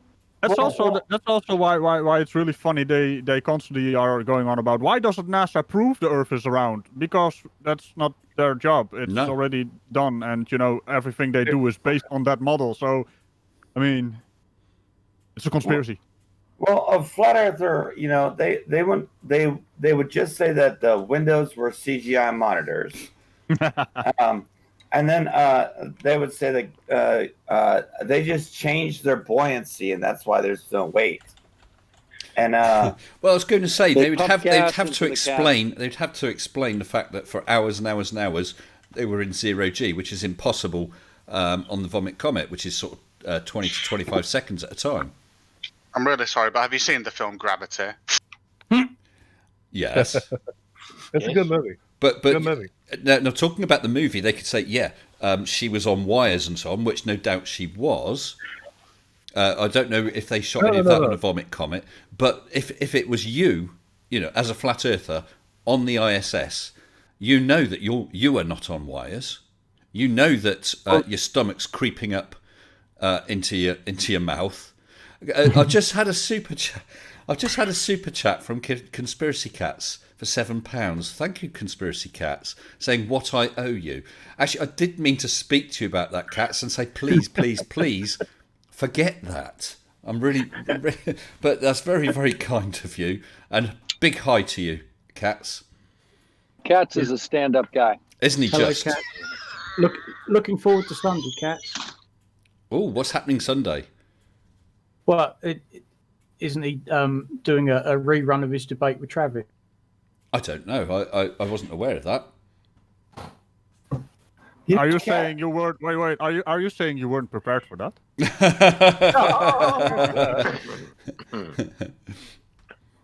Catz never got back to me on that debate thing. I know. I'll just email him again, maybe. Feku says, Conspiracy Catz, where's my 50 quid? Speaking of Feku, it's basically the guy who has the video on his channel, right? Where we went to space from Feku University. So, hi, Feku. Yes, that Conspiracy Catz debate is the one that Keeler will be moderating. I see. Sunday afternoon. I see. Yeah, which you mentioned earlier. Didn't click. Didn't click. It was the same thing. Yeah. Is this another debate with Travis then? This is, as Catz has just pointed out in the side chat, this is round 2 of him debating Travis. Crafty Keeler will be moderating. I think it's 2:00 in the afternoon our time. Not to be missed, I suspect. Can I just say I take umbrage at round 2 when a boxer gets that knocked out that they fail to breathe afterwards. There is no round 2. Really sorry. If there's a round 2, you're very evil, Catz. You're very, very evil. He just said, "Yup, round 2." Yep. Well, I'm really looking forward to that. I don't think that's Katz's fault. I think it's Travis's fault for being stupid enough to get back up. It's called turning up to a gunfight with a banana. I see I've just had a super chat from Glass Monster for $2 Canadian saying, "Bring me on." Glass, there's never any guarantees for anyone getting onto the stream. I've got 1, 2, 3, 4, 5, 6. I've got 8 or 9 people in here right now. I can see you're in the waiting room, but we've also got Flint in there. It's just sorry, but there's never any guarantees for anyone to get onto the stream. I used to be in the live waiting room, and then suddenly I wasn't here talking to people I wasn't actually talking to. Yeah. I was in the middle of a sentence, and all of a sudden other people start talking. I'm like, what the hell is going on? Actually, Chris Durham's just asked for a link to round 1, and I just realised something. Catz, can you provide a link to your video? You're now a moderator on the side chat, so you can post links. So please post a link to your round 1. It's sensible. Suck You're a brave man. You're a brave man, giving him the powers of moderation. Well, that's his dad, right? No. Hold on, that would make him Creaky's granddad. He looks good for a 120-year-old. Well, you know, hey guys, I've got to get it going. I just wanted to say goodbye on the 3 seconds that I wasn't supposed to be here. Well, thank you, Bob, for joining us. Appreciate it, and it's been great. Bye, Bob. See you later, Bob. You take care. Bye-bye. Okay. Too bad we can't say thanks, Bob, because someone else has taken that. No, I still say thanks, Bob, but the other Bob, not this Bob. But you mean it unironically. It's thanks, other Bob. Thanks, other Bob. Hey, Radical. What do you want? I'll speak off, lass. I might know what a flaw's best evidence is, however, it's also their downfall. Oh boy, here we go. What do you got? Basically, the Earth is as flat as you want it to be, as in how far you're willing to go beyond the horizon. That is the exact moment it starts falling flat. What? Hey? What are you talking about? If you go beyond the horizon, apparently. If you're going beyond the horizon, it starts going round. No, I get it. See, if you go over the horizon, that's where the flat Earth is. That's where the flat Earth isn't. Yeah, because you would just have to go over the next horizon and then the next horizon. Yeah, it's a continuous cycle. Exactly. Yeah. I see that Andreas Elt is in the chat and said, thanks, Bib. I was going to say that, but I got told off not calling him Bib, so... And there you go. It's a thing, and it's not my fault. I love it. Catz has just dropped a link. I presume that's to the round 1. Dropped a link in the side chat, so that sounds like something that's worth checking out. I think that was on MC Toon's channel, but it is that has the famous instant where Travis is shouting like a child, going, "I'm not behaving like a child." And it's like, wow, that's some ironic stuff right there. Yes, yeah. But he does that. He's very easily triggered, and he gets very shouty and childish and upset. Bless him. Well, yeah, you gotta love the hey, dude, just calm down a little bit. I am calm. Yeah, exactly. Well, it is really annoying being told to calm down. So there's that. But how did you get angry at not the MC best Toon? way. It's not the best way to calm someone down, is it? Calm down. I am calm. Calm down.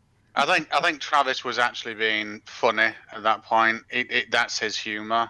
It wasn't not calm. He was just shouting for effect. He wants the attention. He's like the little child. That's what he is. Yeah, I suppose. Proving our point. But MC Toon is like the most chill dude out there. You can't get mad at this guy. No, I tell you what, he is probably the nicest guy I've met on YouTube. And that includes you, Raj. He's just absolutely nice. Oh, that's rude. No. I love rude. You got to keep in mind the Dutch never get offended. So if you want to be rude to me, be rude to me. I love it. And don't kink shame. Don't kink shame. I'll write discount on this. I'll write discount Sir Sick. Okay. Hey! I upgraded to Ultra HD, Sir Sick now. I'm 4K now.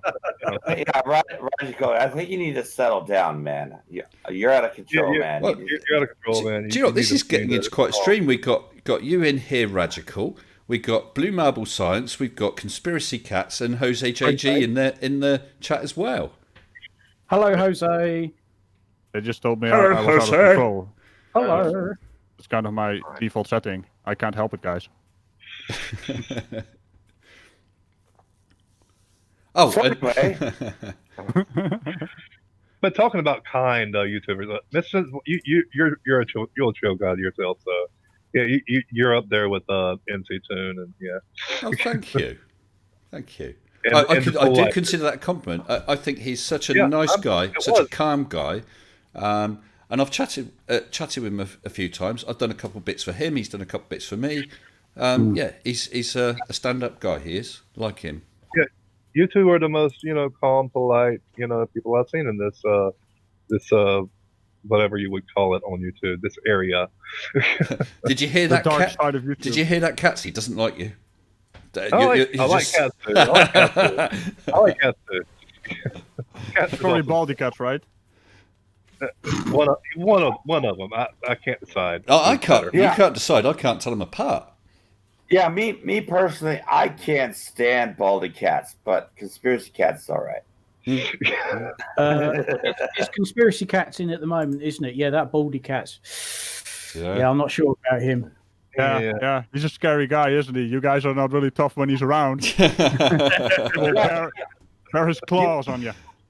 I have a sneaking suspicion that they might be the same person. I'm not sure. No.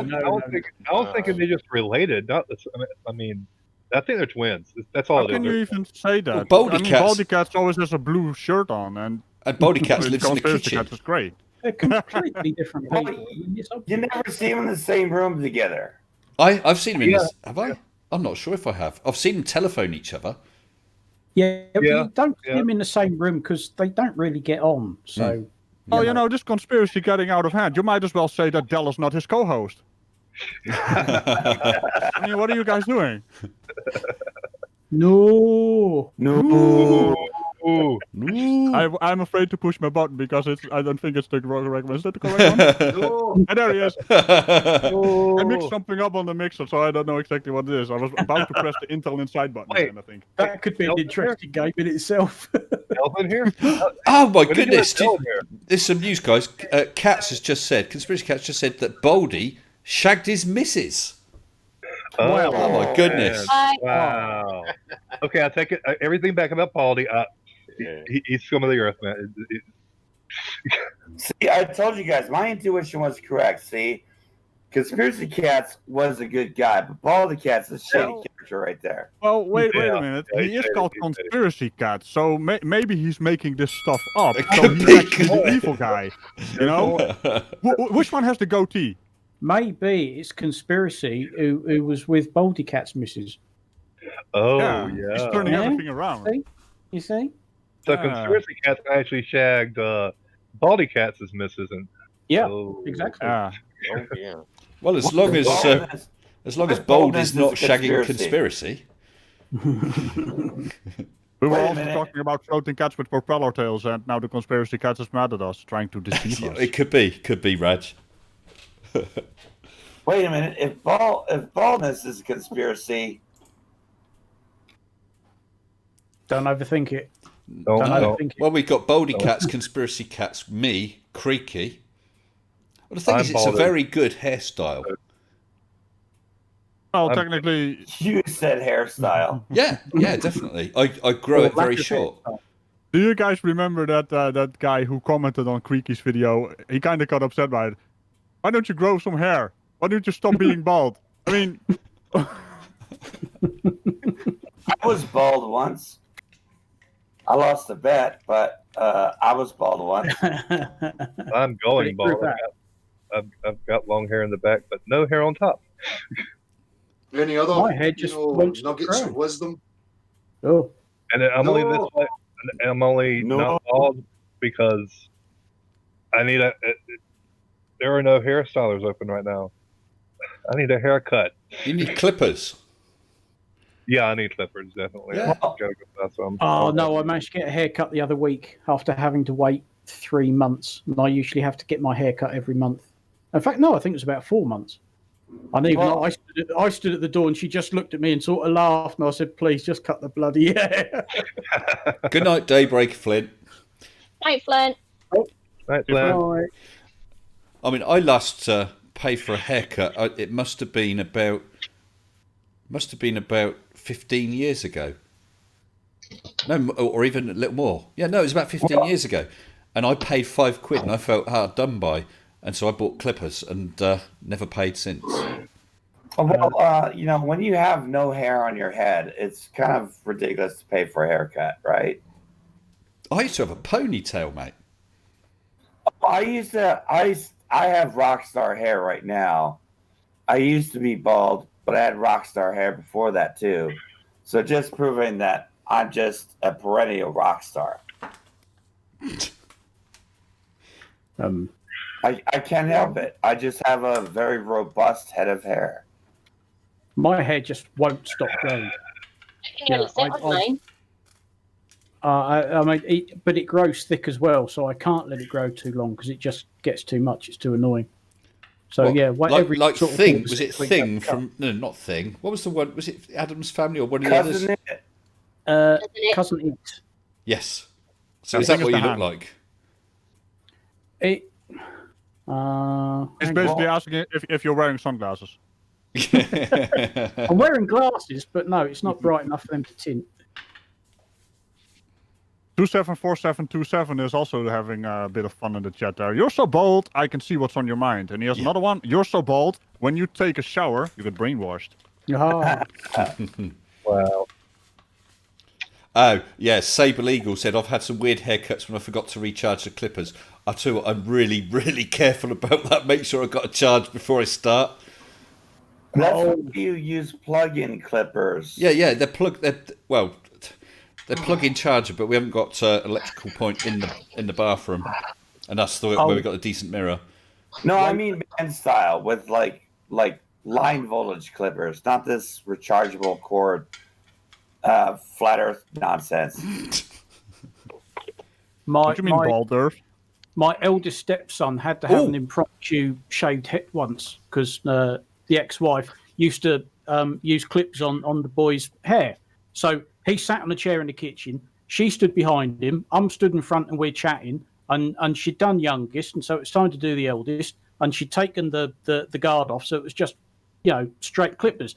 And she's talking to me, and she goes right up the back of his head and just stops. He looks down. And I look at her, and she sort of smiles, and I smile back, thinking, I know what you've just done. and eldest is sitting there going, what? Listen, guys. I'm ever so sorry, but your hair's got to come off because I've just put a strip right up the back of your head with no guards on. It was a 0. And the hair came off, and he insisted on wearing a baseball cap for 2 weeks till it started growing back. Well, listen, in the side chat, MR2I has just said Mage is a loss. And we are supposed to be talking about Mage. Mage is a loss. Yep. It's CGI like the live stream from the ISS. Well, MR2I, Mage has not even launched yet, so it can't be a loss yet, can it? And it's not going to be CGI because you will be able to have access to the entire unedited video. Well, that's what the flat earthers will do is, oh no, it's CGI before it's even happened. Yeah. So they have their excuses preloaded. What you should do is film it in 360 degrees.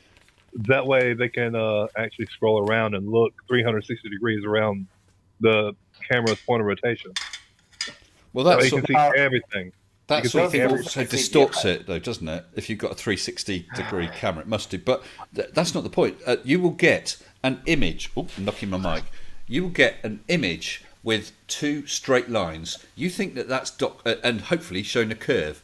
If that has been doctored to show the curve, the lines will be doctored as well. So that's going to be the evidence that you're going to need to debunk. And you're quite welcome to try, but don't tell me it's a loss before it's even happened. Yeah. That's just how they operate. They don't care, no matter what. You show them the evidence, they won't believe it. It's all fake. They'll look at the evidence of this. They'll be like, no, it's all CGI, blah, blah. That's all they do. It's just all fake. No research, no looking into it. No, it's all fake, and that's the end of it for them. Coming from someone that did CGI for an incredible amount of years, you just have to ask the follow-up question. Great. How did you determine that? Yeah. Well, it's all After Effects, isn't it? I looked at it. After Effects is not used in visual effect. That would be like using chewing gum to build a house. Yeah, I know. But basically, that is what professional video specialist JM Truth constantly goes on about, right? After Effects. Everything is After Effects. We use DaVinci Resolve Node Compositor, or we use Nuke. There is no exception to those two rules. He didn't even know what that was. That was the funny bit. Nice. Mr. Professional. GIMP's a good editing tool. Well, MR2 is still saying that everything is fake. Everything is fake. Yeah, well, isn't that like something the kid from Will Smith said? If our eyes are fake, how can anything be real? You know why they say everything is fake though? Because when they look outside and the sunset happens and it goes over the horizon, that has to be fake in their reality. It really does. That's a simulation theory, right? Well, I got something to say about flat earthers with that same logic, and this logic will hold in their world. All flat earthers are fake. So there you go. Their brains certainly are fake. Yeah, they're brainwashed into the NASA CGI cult that tells them that the Earth is flat. So therefore, they are all fake, and they're just all working for NASA to prove that the Earth is flat. Well, the thing is, what they need to do is, never mind our fake evidence and our CGI stuff, show us something that shows the Earth is flat. Where's your positive evidence? You've knocked all of ours.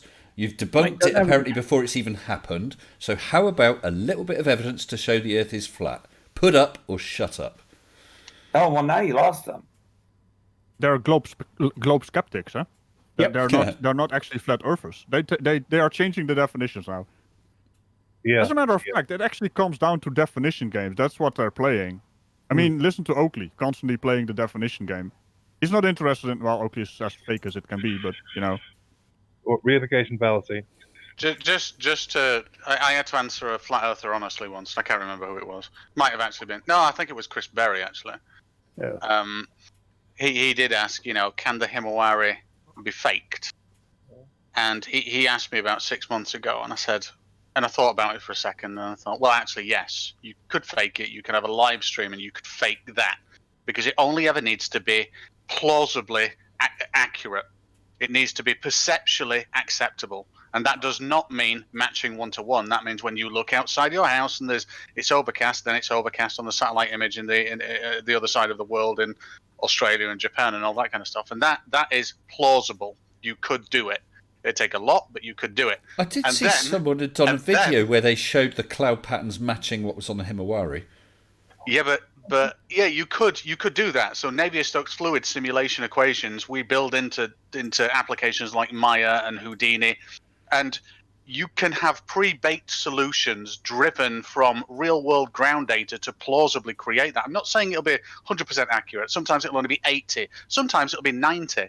But what it won't do is allow you to pick out bushfires that no one has seen. Yes. So that then you can go there. Because when the Australian bushfires happened, that's it. No, you can't fake this anymore, because they were picking out new new fires from the satellite data. Yeah. And if I might jump in really quick, M2 Mr. 2I, he says he was just making an emphasis on what they will say. He is not actually a flat tard. Okay, fair enough. My bad. My deepest apologies. Yeah, but that is pretty much what they will say. That's what they will do. Is everything is just fake because, well, I choose not to believe it, therefore it is fake. Actually, another good example, really, in a way. Another good example is my likes and dislikes. I'm looking at that now. I've got 111 likes and 3 dislikes. Now the thing is, 2 of those dislikes have appeared since the stream's come on. Fair enough. Someone doesn't like it or just disagrees with me or whatever. One of those dislikes appeared before I even streamed. That dislike appears every single video I do, and someone is subscribed just so they can dislike me. I can give you 4 dislikes. Do you want more? I can get more likes. Okay. Oh, likes. Yeah, there is a guy that goes around. He is subscribed to all of the quote unquote globe debunker channels, and all he does is he subscribes and he hits the notify just so he can dislike them before they've even started. Yeah, we have one. As if that's going to somehow stop you from being shown on YouTube. That's the funny part. It actually helps us. Yep. They don't even know it actually helps us. You're engaging. That dislike is actually engagement, bumping up the stream. Although Conspiracy Catz has apologised and said they were from him. Yeah, he's the bad guy. But no, even us at National Black Side Area 69, we only have like 200, close to 300 now, like 5 away from 300, somewhere around there. We get a dislike even before, like we will put it up. That's the notification thing to get people to join before we actually go live, and we'll get a like 10 minutes after we put it up, a dislike rather. Yeah. Like 10 minutes after we put it up. We don't even have that many subscribers. It's like, what? guys, everyone in chat, just keep clicking the like and dislike. Let's see what happens. And then just randomly stop. We're messing with the thing now. Something 7, 6, 5. You'll break YouTube. Well, I want to break YouTube. I don't like them. Well, it's already pretty broken. Well, you can't break something that's already broken. Maybe we can fix it by breaking it. Use some reverse psychology on the AI bots. It's gone down again. This was a really clever trick, by the way, because you are at 118 likes now. So this was some reverse psychology, in case you guys are wondering. Mr. Sensible is a professional in there. Oh, he's going up to 7 again. They're messing with us now. Oh no! Well, I only spent like 10 seconds clicking like, dislike, just randomly. It's all engagement. Well, and now somewhere on the earth, some other live YouTuber who's live right now is experiencing lag. I'm just showing the Mage patch again for those who joined later.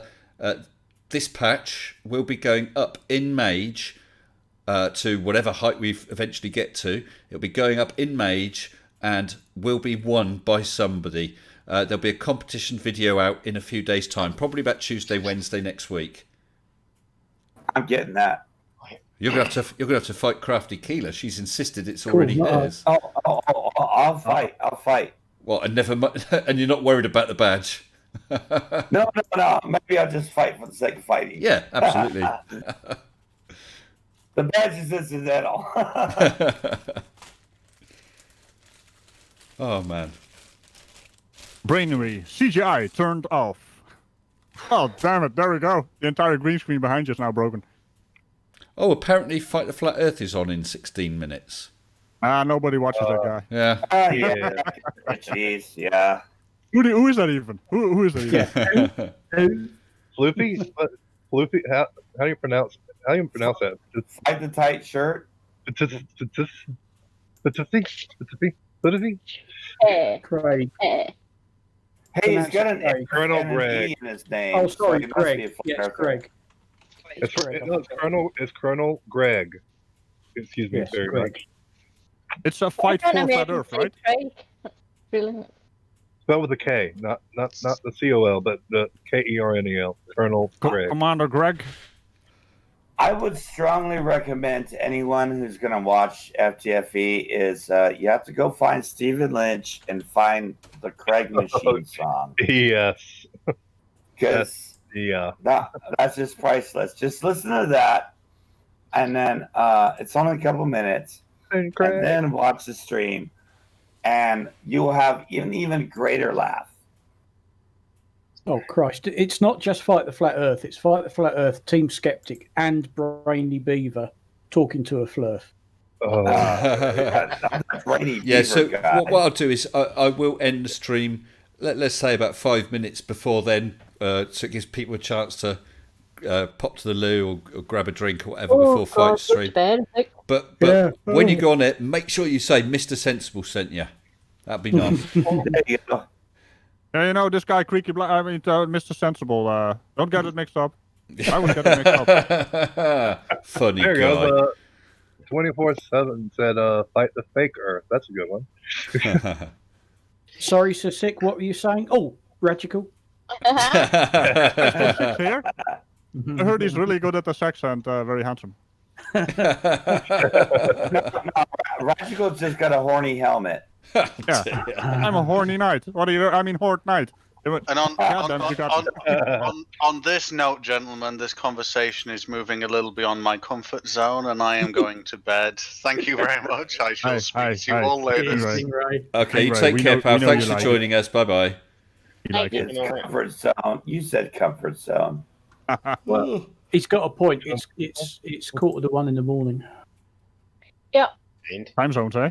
Light Diode Designs saying, loving the practical experiment. Thank you, Light. I'm really looking forward to Mage. It's going to be an exciting day. I'm looking forward to getting back the footage and pulling together an experiment video.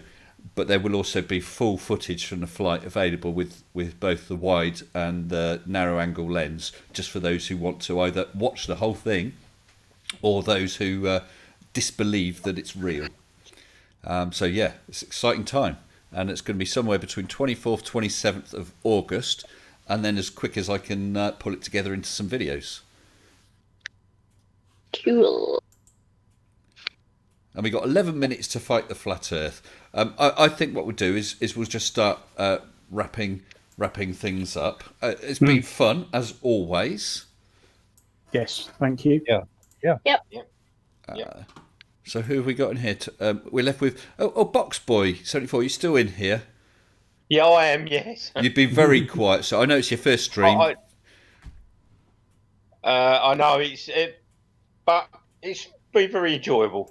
Good, and hopefully you'll feel a little more at ease some other time popping in. Yeah. Yeah, I've had a little bit of Dutch courage tonight as well, so that always helps. Yeah. Yep. I was born with that.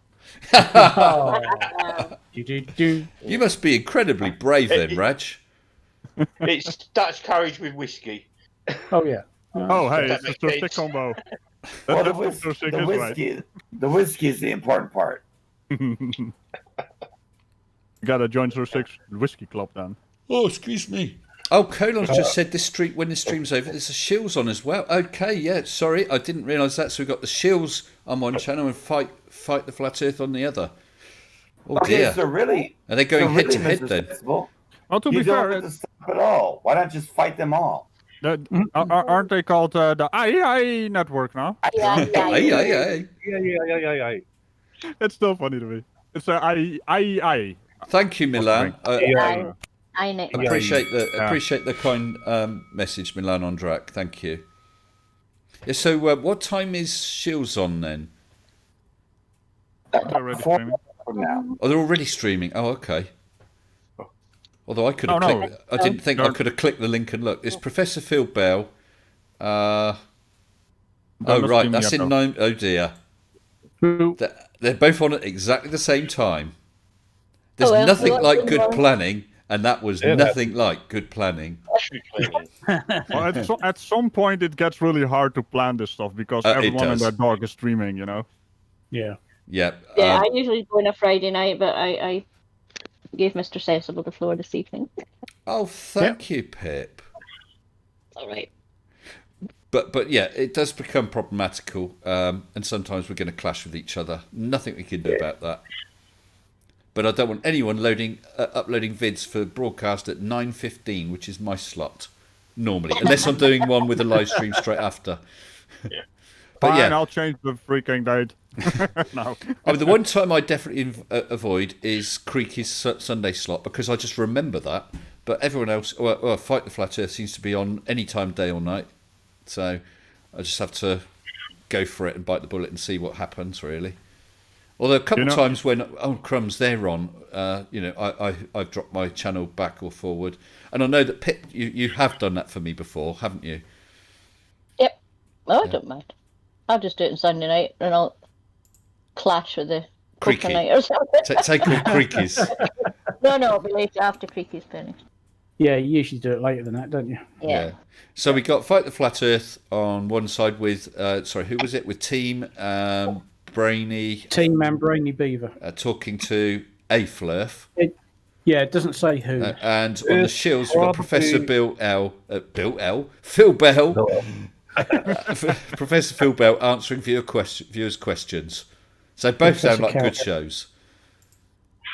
Guess who's in the chat, by the way? Mr. Colon himself. He is. He told me something about, just think of the old McDonald farm, I-I-O. E-I-E. And I shouldn't tell Dick. Who, Dick Dawson? I shouldn't tell the Dick? Yes, don't tell the Dick. And there you go, Gary Wybenga. There's an invite from Colon for you to pop over to the Shills and talk with an actual rocket scientist. Yeah. Oh. There you go. Right. Nice. So these guys have only got 5 minutes, so or 6 minutes 56 seconds as I look. So I'm going to wrap up now. So listen, everybody, thank you so much for joining me. I know there were others in here earlier, including Dr. Bob. So we got Boxboy 1974, first timer here, thank you. Chrisma, Farmer's Boy, Philosopher of Nonsense, Papara, and Radical the Unhallowed Knight. Every one of whom has been here several times before and very, very welcome. Thank you, guys. It's been great. Thank you, Mr. Thank you. And that was a lot of fun. I'll tell you what I've got out tomorrow. I've got a video that is 100% different from any video I've done before. It is Flat Earth, but with very much a twist. And I've not seen anyone else do a video like this. It's about 18 minutes long, I think, and very different. I hope you'll enjoy it. That's out at my slot, 21:15. So do watch that. And keep an eye out for the Mage competition, which, as I said, will be midweek coming up. And then Mage will be launched the week after.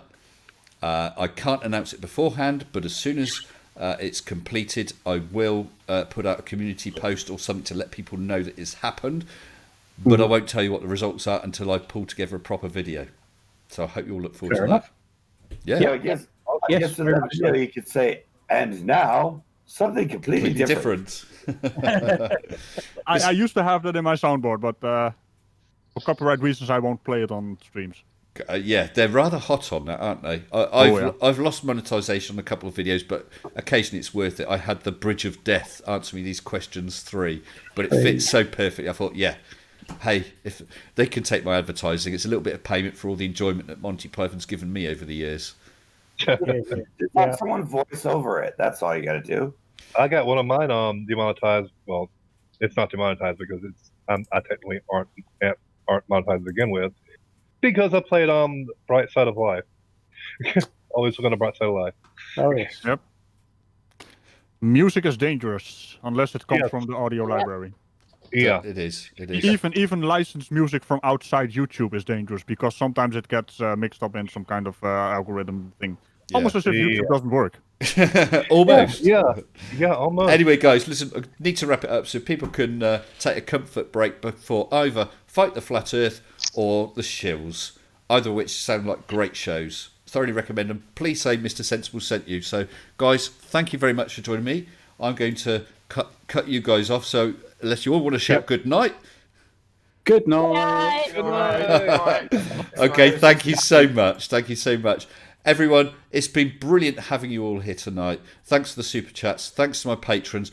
And it's been great to almost have Arctic Haze on, but to have Bob the Science Guy on as patrons of Mage. It's been brilliant as always.